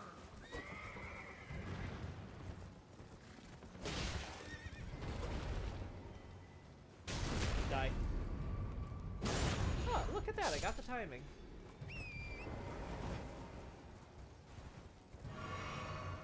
Oh, there's so many of you. I need that second flask. And more FP.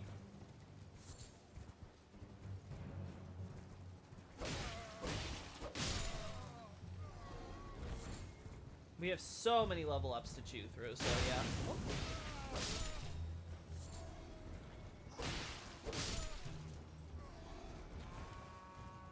Oh, right. Oh no, toot-to-doo. Oh no, another toot-to-doo. Whatever will I do? When 90% of them are dead. Oh my god, it's always the flame boys. Doesn't matter the game. Oh. What is that hitbox? Oh my god, that hitbox hits you from behind it. It is a freaking ghost flame, that's for sure. Someone retexture that enemy. There we go.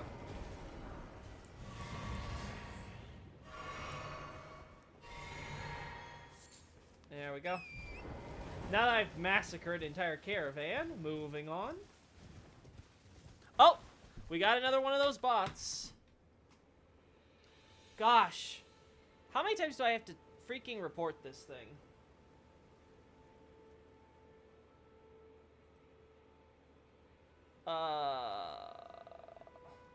Report.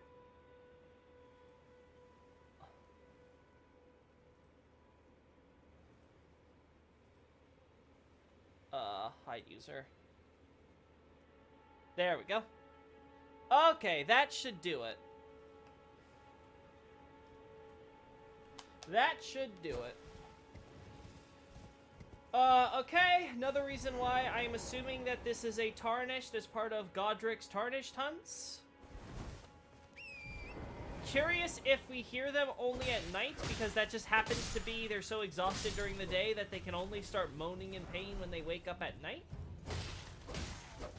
Dude, you're standing on someone's grave. Have some respect. Yes! More! Give me some runes. Oh!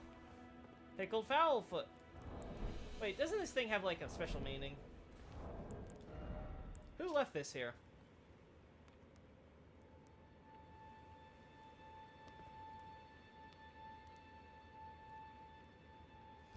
No, just medicine. Guess it's just the soldiers left it. Worth noting here... Oh, okay. Oh, sure. Worth noting here how all the corpses have a burned, scorched look. So I'm assuming that's why they're moaning all the time, because they are literally like just burnt corpses in constant pain. Hence why I say I think that they're exhausted during the day and then they wake up during the night to moan all night.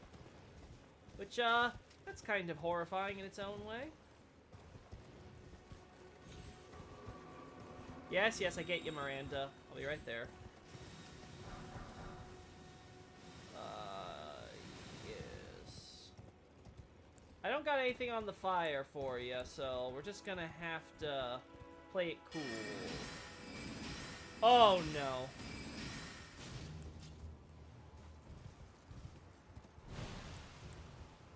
Maybe you? Oh no. Oh no, I'm poisoned. Help. Well.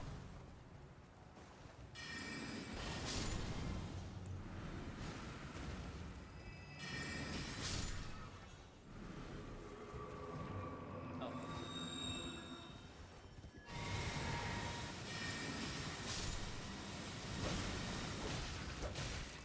Oh god, I'm not gonna be able to do this if I don't. Oh.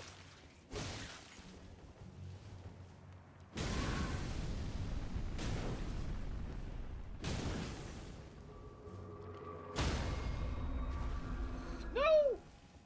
No! Oh. Okay. Sure. Forever for that is your curse. All right, America, save me! America!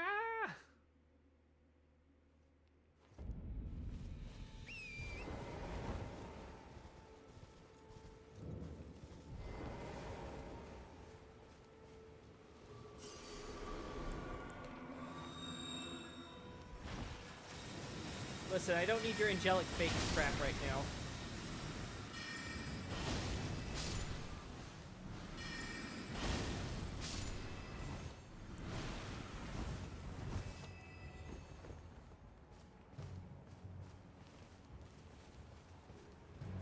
Oh, right.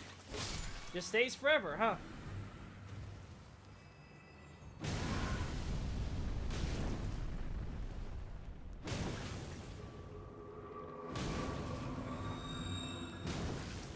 Nope. Okay.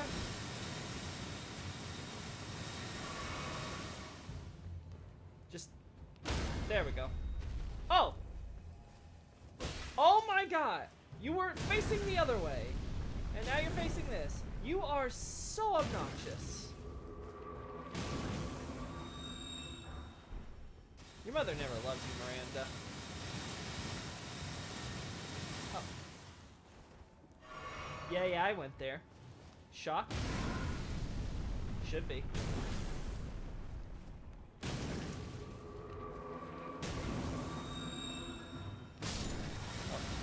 Oh. Of course. Poison Bloom, Miranda powder, yeah. Stuff for toxic, good to know. Miranda powder, huh? Are you planning to do these for Elden Ring on your website? I don't know. This is just a casual Let's Play because I never got to finish the game when I played it last time. But now I know that my my data is fine, so I can finish that playthrough anytime. And we're doing this, so, yeah. Depending on how things go, I might.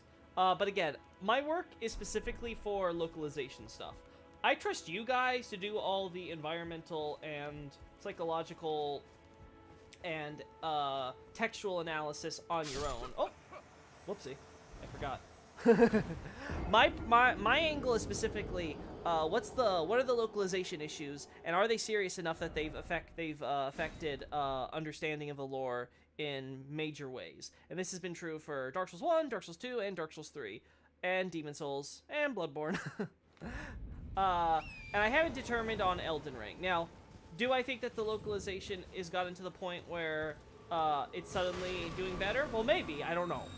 We'll see. I like to be hopeful, because I don't want to have to keep doing this for every single one of the games that Frog Nation touches. Quite annoying, if you ask me. Alright, do we want to... So here's my question. It's a species of flower, yada yada yada. Is that an actual person, or is it just a species of flower? Because if it's just a species of flower, I'm curious why it decides, hey, let's go, settle in these overgrown ruins. I'm just gonna pretend I didn't see that. Oh, no.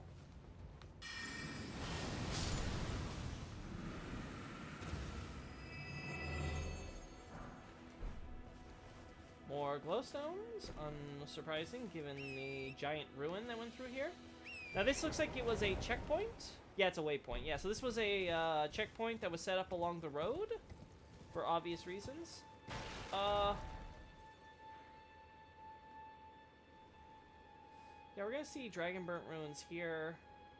Yeah, so things are happening. Things are moving. All right. Let's see how well I do once I fine, getting out of here. Let's see how well I do once I level up, because I have all these runes I don't want to lose to a boss. The question is, where is the nearest Grace from here? I guess it'd be down there, right? It's not up here.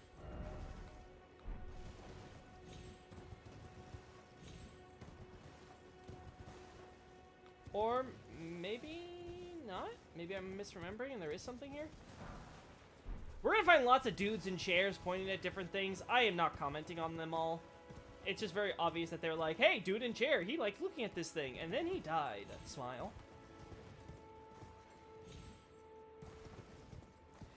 In Soulsborne, everything was was once human. Forever that is your curse. Are you planning to do the thesis for... Yeah, okay. I got covered that. How did Flower use this lighting light? I assume you mean like lightning or light magic.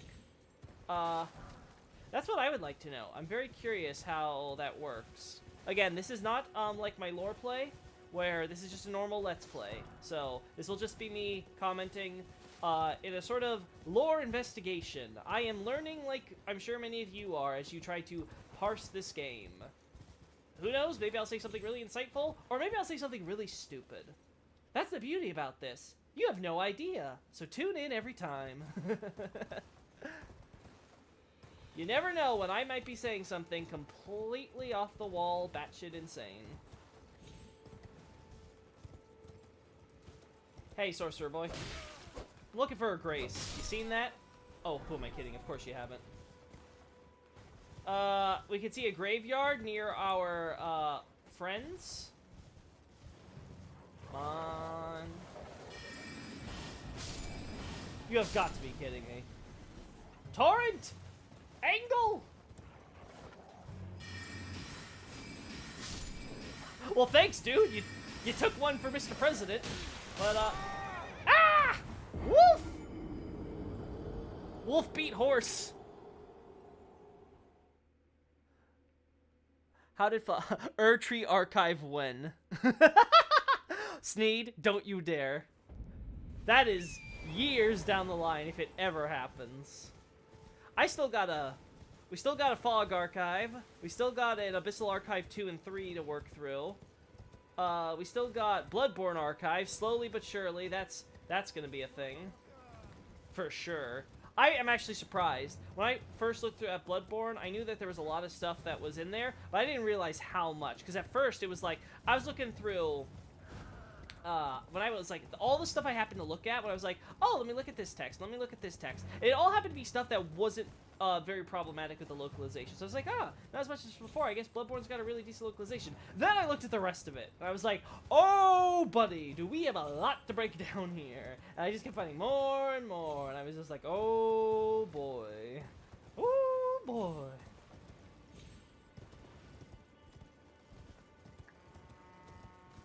Yes, yes, yes. Call in your potsy. I will swipe that.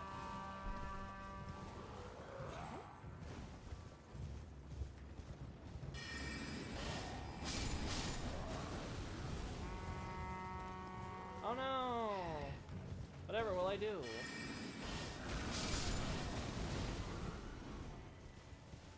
Listen. Listen.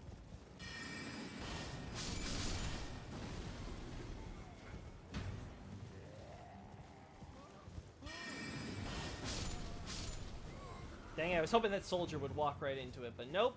He was like, I'm gonna be halfway smart. Boy, this man is freaking dodging like Neo over here. It's always the flame boy. It's always the damn flame boy. Okay, I got my runes that I wanted. I don't really care about the rest of you. Ow. Guess Tarnish still need to eat, or want to eat, either or. We go this way. Give me my thing, even though I don't care. Never know what you're gonna craft. Rune bear?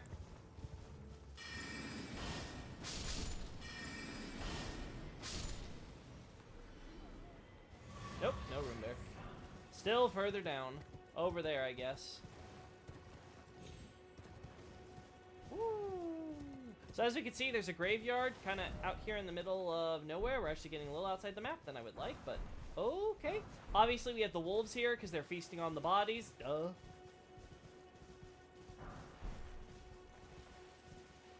I assume that these graves were meant to be for the waypoint, because this seems to be generally we find a graveyard correlating to some nearby location when there isn't already a graveyard there. Or sometimes there is an addition. Seems like there's a lot of burial happening in this place. Alrighty. On our search for another Grace. Okay, Grace has to be around here somewhere. The notes. Well, here's the good news, guys. You can take notes for me. Like, you can just take notes of whatever I say, whatever nutty stuff I think, anything that's interesting or needs to be noted for organization. I don't mind. I might do that myself later if you guys don't. So, whatever you think is most important. Again, we see more burials and stuff happening here. More graves. Graves. So many graves. Okay, there's gotta be a Grace around here I'm missing. Grace. Will. Come on. There we go. Knew you were around here somewhere. Alright, Melina. I know I'm supposed to summon you for the whole woobadooley-wah, but you know what? Quality of life features and all. Just gonna do this myself.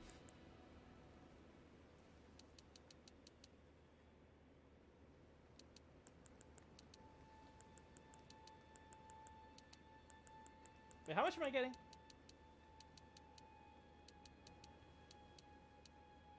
Oh yeah, definitely worth it.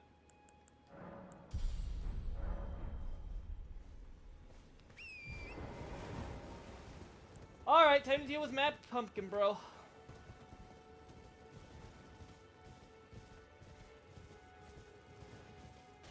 Oh, I mean the BB ones. Well, yeah, there's a lot of stuff to talk about when it comes to Bloodborne. And I was going to talk about a lot of it in Blood's Beginning, but we'll see if I can recover that. If not, boy, is that not one I'm looking forward to rewriting.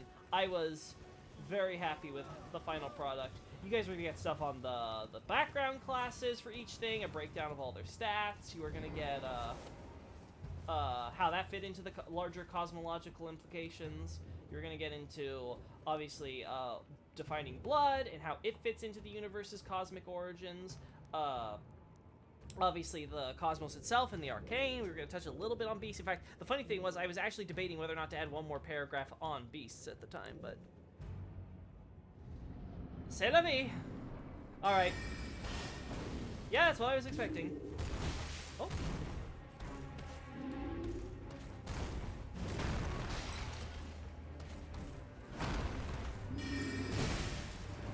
Oh my gosh, this is why I don't like...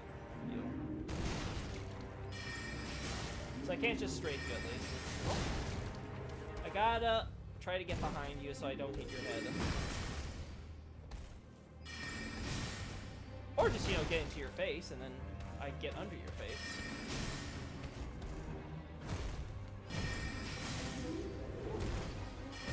Yeah, honestly, this is not that bad. Oh! Ooh, a little early. We'll just preemptively do that. Dang it, that's what I didn't want to do. Oh, dang it. Hitting that way too much. Come on, Mad Bullro. Listen, I know you're dealing with insanity, gladiator boy, but can you, like, stop? There we go. Yay!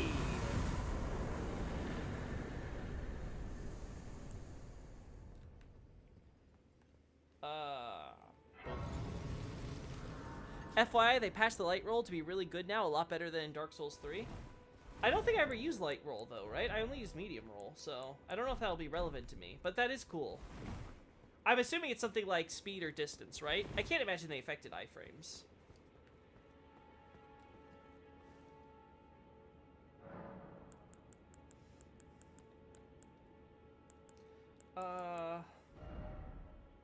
No, can't do that. Well, let's see what good old Master has for sale first.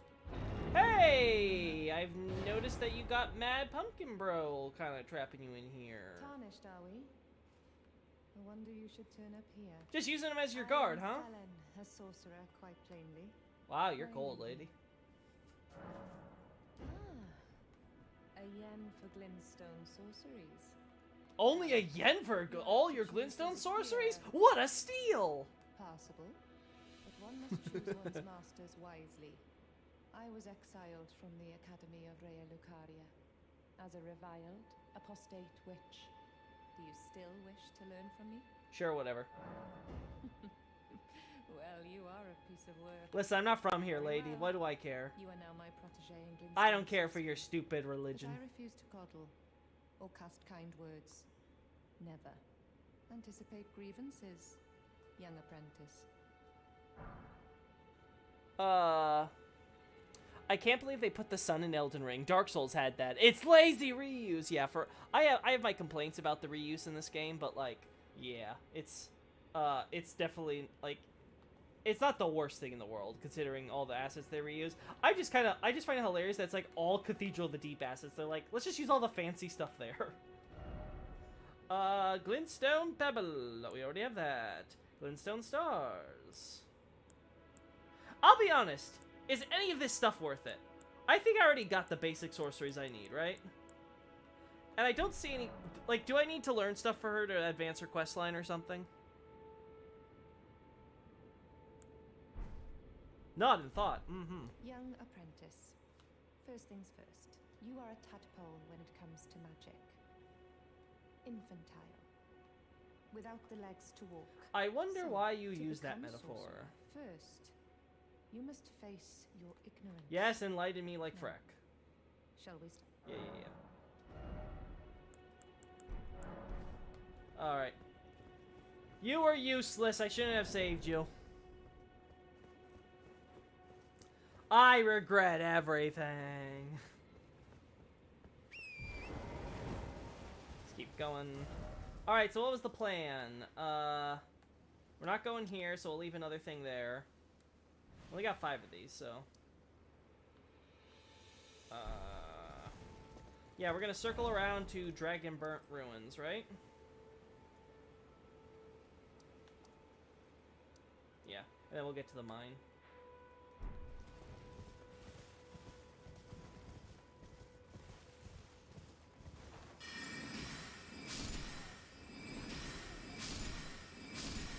Soldier, you got any trouble with, me killing your workers? No? Okay. Understandable. Oh!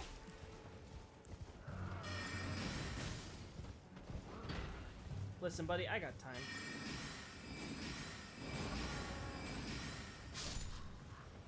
I got time to deal with you.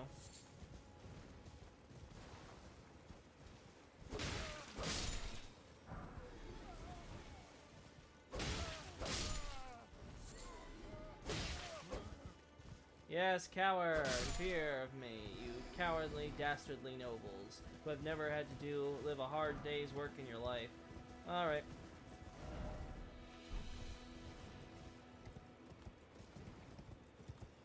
There we go. Just popping in all the greenery. There's everyone's favorite crabs. I'm out of your territory, see? Ooh. But that will change. Oh! But that will change. Sorry. Oh no! How could you do this to me, game? No!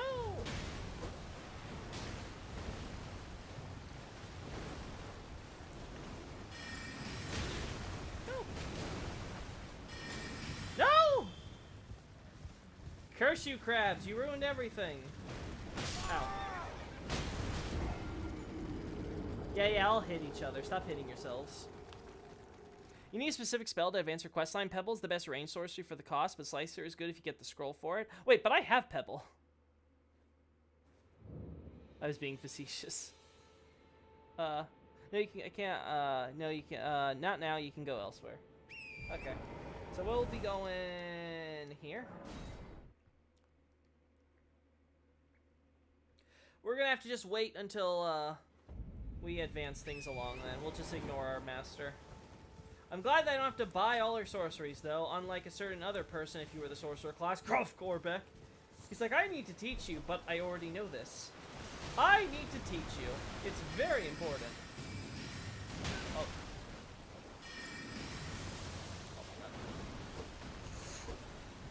Oh. I don't... Yep, well, I got my Ash of War. Thanks, boys. Thanks. A million.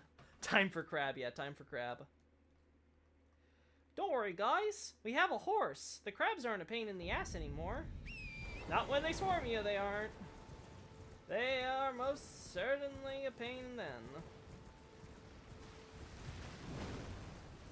Alright. Listen, I'm leaving your territory. Why you gotta dig out of the earth so fast? Some dude's camp. Got attacked by demi-humans, it seems like. As we can see, right here. Now, far be it from me.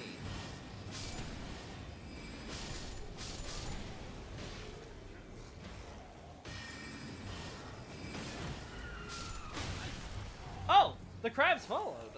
Okay.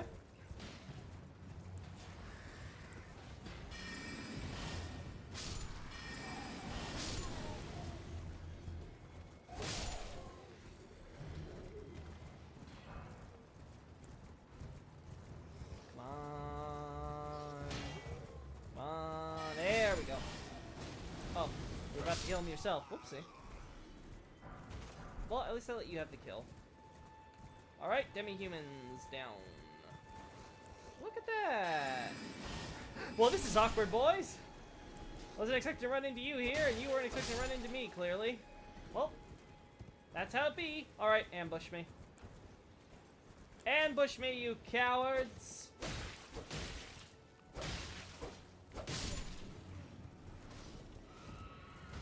Come on, do it. Do it. Yeah, there you go. Crab eggs. Oh, gosh.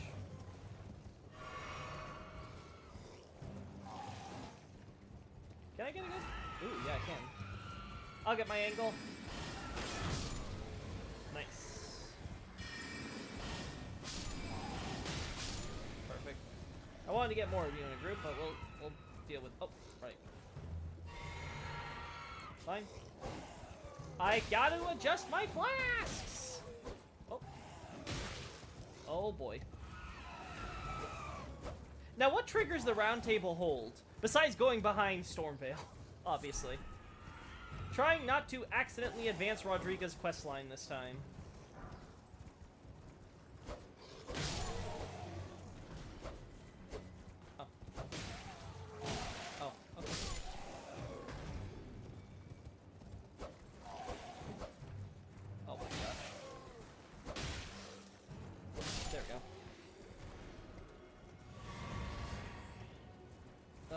want to go down there yet?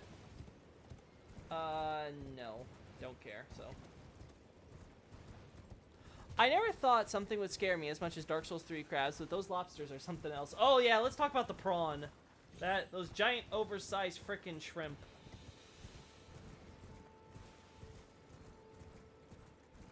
Those snipers with pinpoint accuracy. Navy SEALs, I promise you.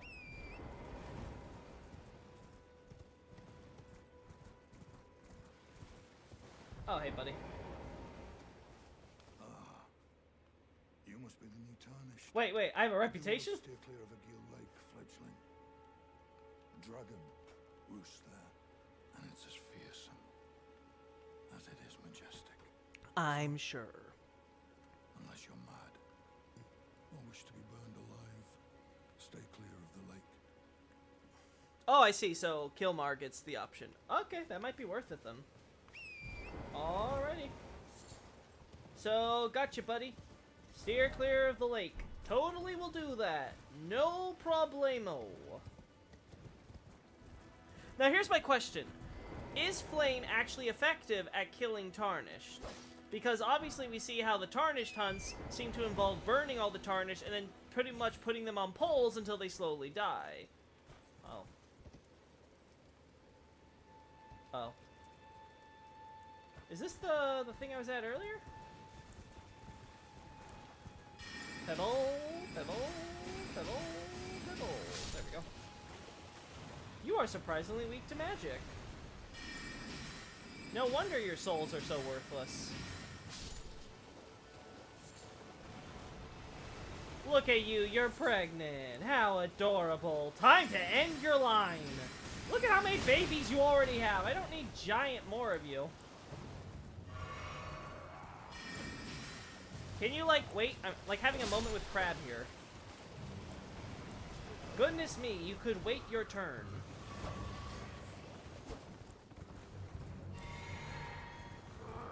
Oh, okay. Sure, okay. I just need to hit the damn horse. Why do you make this so difficult? Oh. Yep. Tori. There we go. Some white flesh from some sea creature. Okay. Okay. Okay. Oh my gosh. This is what I was talking about jank. Sometimes we just swing and a miss. Oh.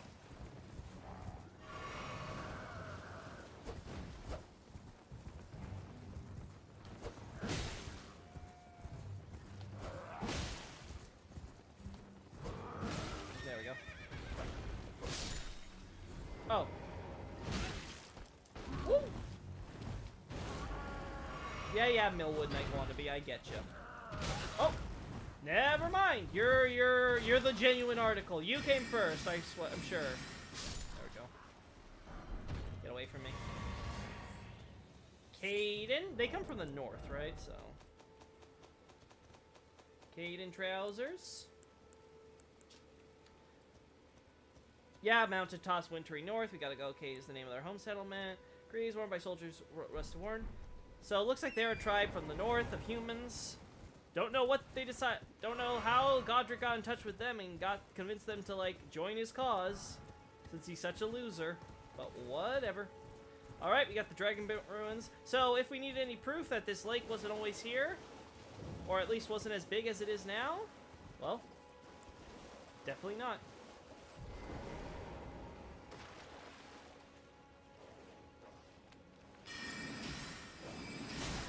Noble dogs are hairy. So here's the question. Did the dogs lose grace too? Because they looking pretty skeletal and hollowy, so. Just questioning. Because Undead Curse was basically human exclusive unless you did some... Oh, surprised that's not an illusory wall. Unless you ate undead flesh, which of course is naturally how you could get any curse. You know, don't want to eat the cursed meat. Doesn't matter if it's raw or not, just don't eat the cursed meat.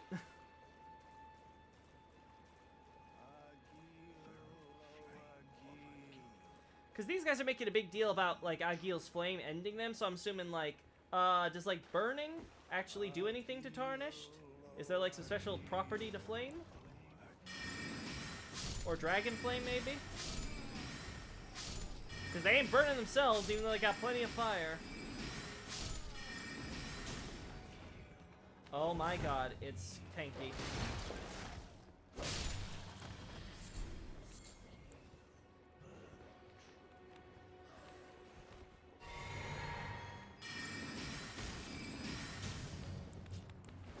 Oh my gosh.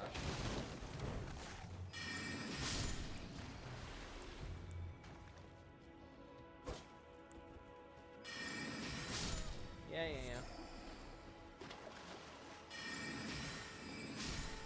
Oh! So I guess it was Big Doggy there. Because that one took quite a bit. I thought they were, yeah, okay. Oh, okay. Gameplay-wise, no. Deathblight and Frenzy are, though.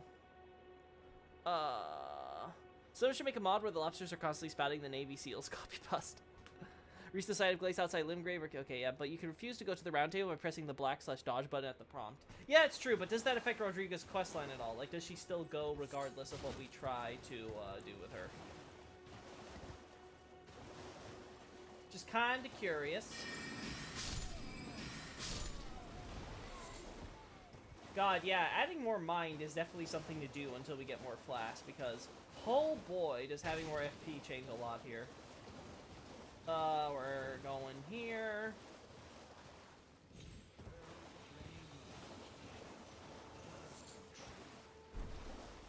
Yeah, gotcha, buddy.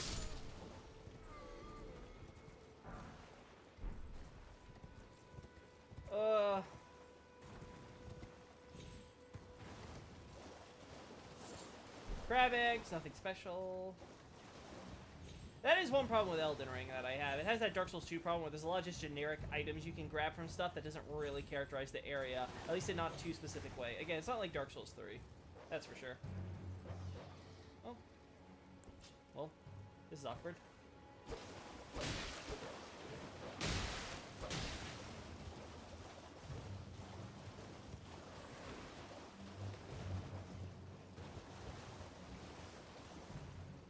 Let's get out of a way where Torrent isn't gonna get me killed. Like that. That's...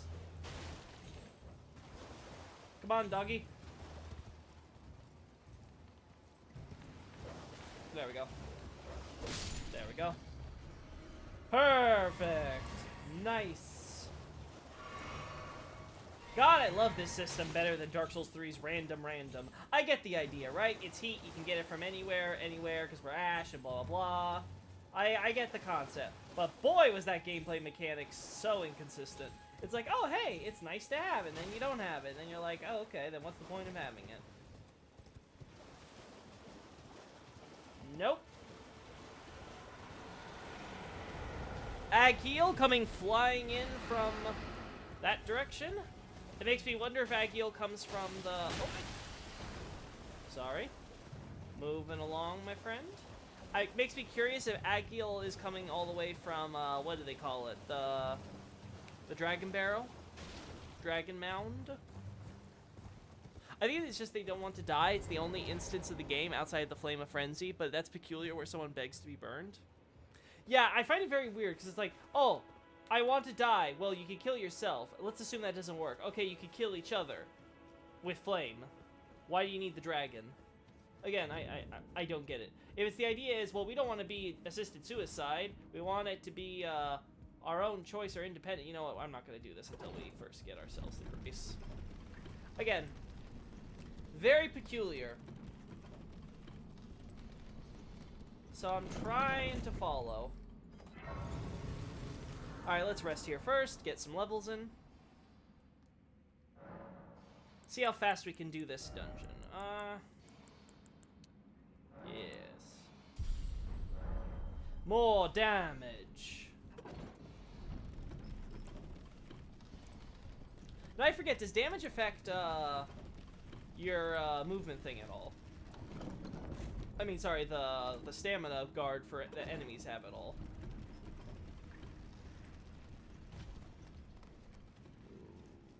Nothing here.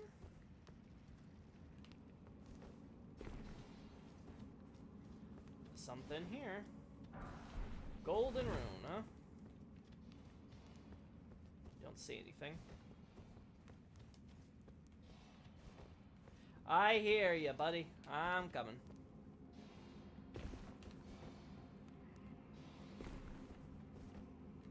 I think we're clearing this out pretty thoroughly. Let's keep that going.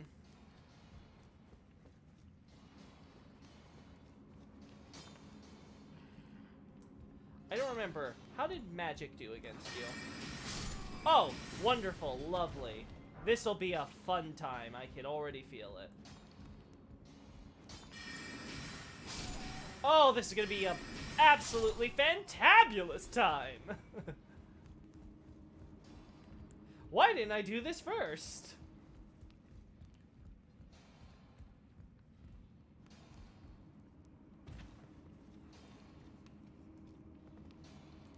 Hey, buddy.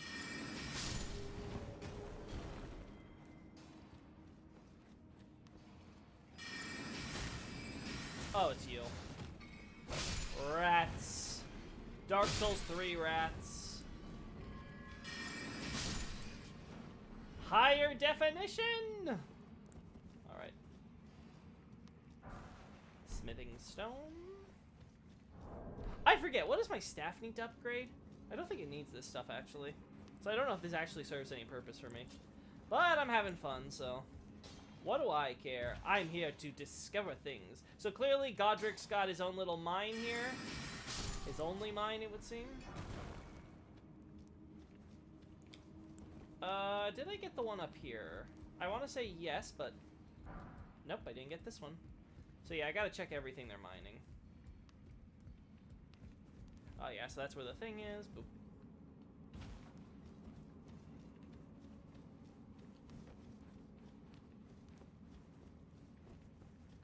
Oh, no. Oh. Alright, what do you got for me? Where's the secret passage? Yep, there it is, okay. Gotcha, let's worry about down here first then.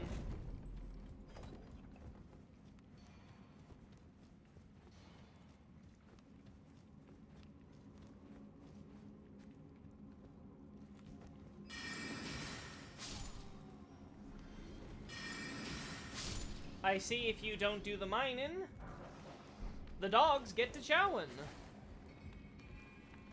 Oh. Oh my gosh. Oh.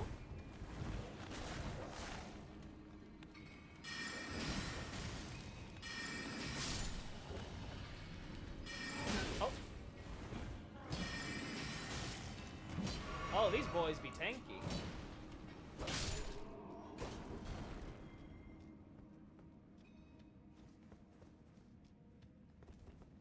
I think that, it did come in handy when I was about to die multiple times, so I got a soft spot for the random Estus. No, I don't blame people for, like or something. It's one of those things where I was like, I much prefer how Elden Ring did it. It was a nice thing to have, but then you wouldn't have it, and you'd be like, oh. I much prefer the consistency.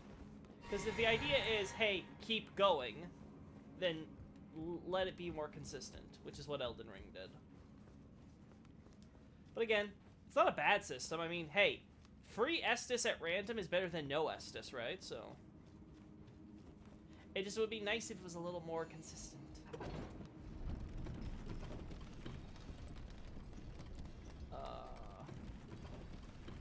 Oh, maybe there?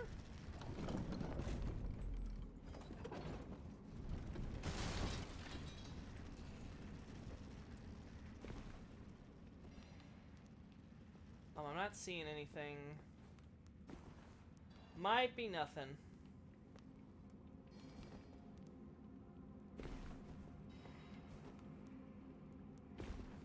Yeah, okay, just gotta come back up.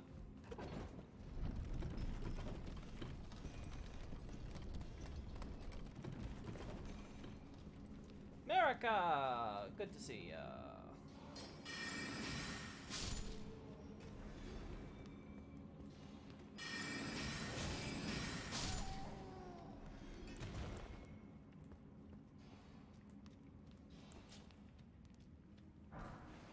Stone. So the idea with the mines is basically this is where a bunch of glintstone landed. So I'm assuming all this stuff came here and festered thanks to meteor showers, right? Pretty sure we could safely say that earlier in history. A bunch of meteors fell. Caused all this land to collect a bunch of shards of stars. Wait. What? Already? Am I crazy?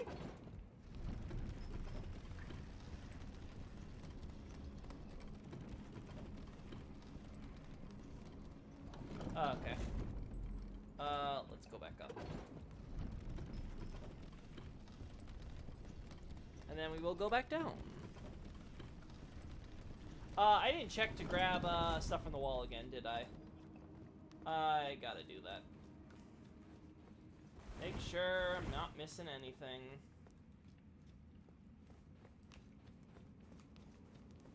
Oh no.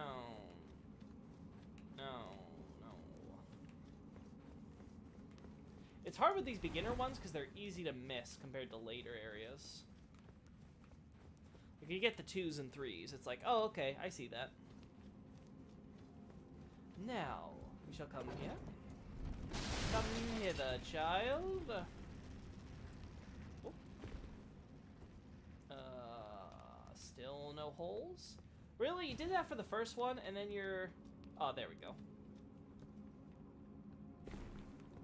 There we go. Nothing there. Some spitting. I don't see any else up there, so I'm assuming we got them all. Yeah, that looks like just a claw. Looks like just we'll just double check.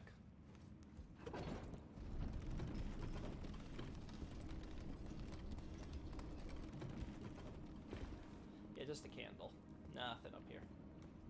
Okay. We just got a boss to worry about, so this should be good. Now, good news. I got 2 Crimson Tasks. Bad news. I got no Cerulean.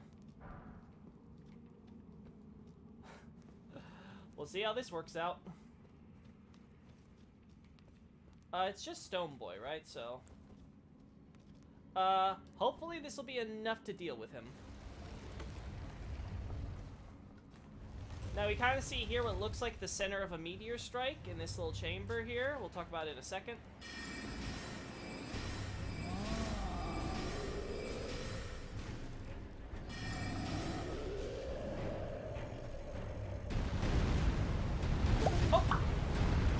Oh! Controller? Oh! Controller, calm down. Oh! Controller just decided, nope, it didn't want to play. Okay. Don't know why that happened, but whatever. We can just bum rush back to the boss with all our stuff, and we can just sorcery him down. I mean, sure, I guess, whatever.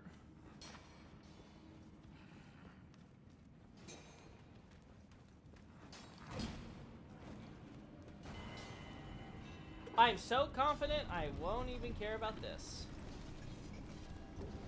Yeah, yeah.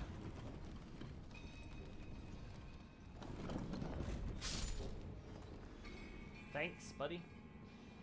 Yeah, nothing here. Alrighty. This should be easy.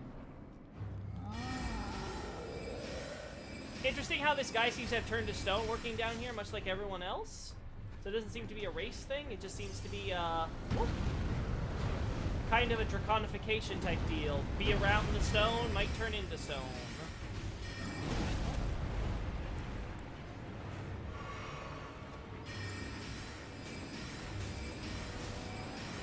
There we go. Boss down. Woo! Roaring Medallion, because they have giant lineage, if I recall. But yeah, this looks like one big meteor hit. So, yeah, I'm just going to assume that all of this is the result of meteor strikes in ancient past. And that the mines were just built, obviously, then to extract all of it. Okay. Seems like a safe bet to me. Wait, wasn't there a lantern I was supposed to get in here? Am I misremembering? Is the lantern not here?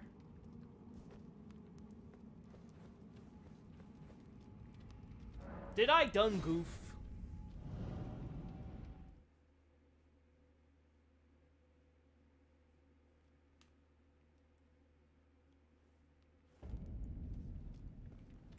Where do I want to go? Yeah, let's do this beach now.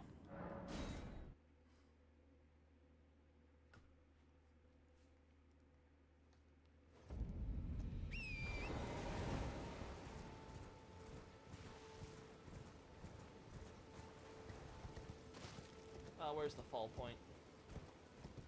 Again, we can see all the highway stuff from olden times connecting us from here to over there. Oh! Oh my goodness, I didn't see the octopus! Whoa!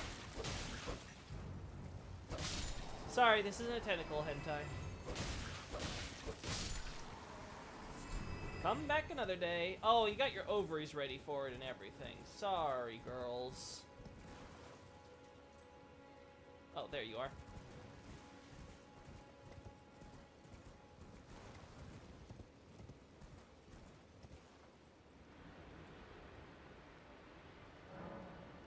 Thanks. Lots more driftwood from boats and things that have tried to make the trek, apparently. We also see that our homeboy, is this the Black King or the White King? The Onyx or the whatever the other one's called, Lord? I forget. Oh, gravity! I got some magic too, bud. My magic's better than yours. Oh.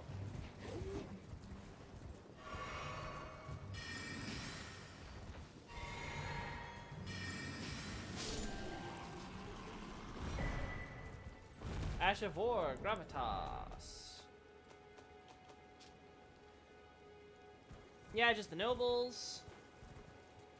I'm assuming when we went into that catacomb and we got those ashes, the idea was that we found the ashes of those nobles who explored it, similar to outside the grave area. Similar thing with this buddy. Obviously, just ash of a noble guy there. This relates to Rena. There we go. Yeah, Alabaster Lords, that's what they're called. So this is the White King. Okay, so just generic stuff on who he is. So got guys up here and had a campsite over here. I'm guessing he just wanted to be around. Cool.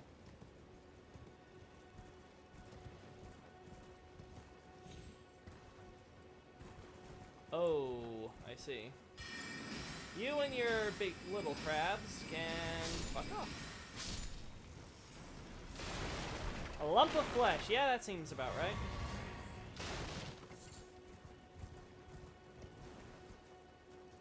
Torrent. There we go. White flesh for fishies. So again, we see how water pours out from the area where we were exploring. Again, giving us the idea that there's tons of water flow in that zone. So to kind of justify maybe underneath the water here or something, we went from here and drifted all the way over into here and down into the Cave of Wonders.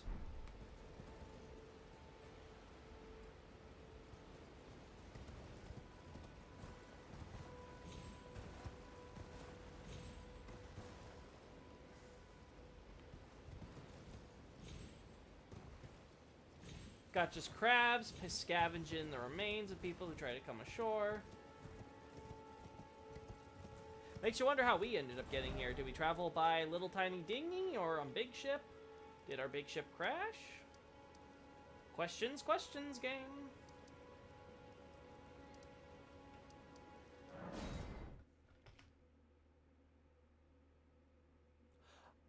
No. If I remember correctly, the term lone wolves was actually stray wolves or something, but I have to double check.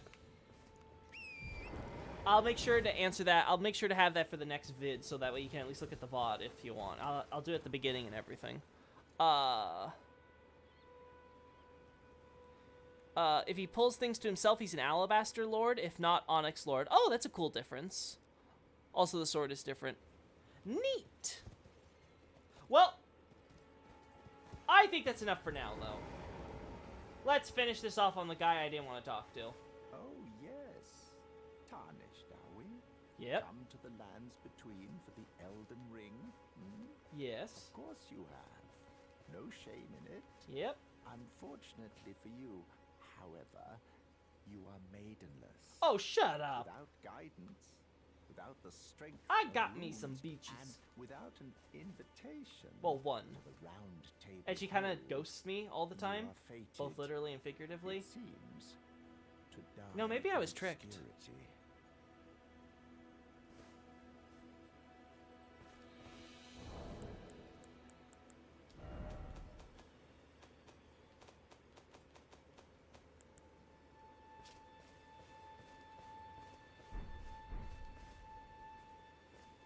Kill him on almost every playthrough. Yep. Gonna... Luckily for you, however, there is one shining ray of hope for even the maidenless. I think there's a few more than that, but... Vare. Look at those shards of the Elden Ring, Take just care to pressing listen. over. Oh, hey, Big Are you Moon. familiar Can't wait for you to with eat the planet. grace? The golden light that gives life to you, Tarnished. Uh-huh. You may also behold its golden rays, pointing in a particular direction at times. That is the guidance of grace, a path that a Tarnished must travel. Okay. Indeed. Grace's guidance holds the answers. Wow, you're really putting all your effort in saying that, huh, man? To the path you are meant to follow, even if it leads you to your grave. Okay. Before we do that, let's see how laughably quickly I die to Big Boy over here.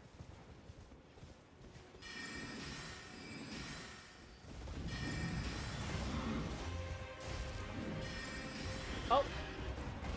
Definitely will if I can't get these shots off. Oh my god, I am boosted.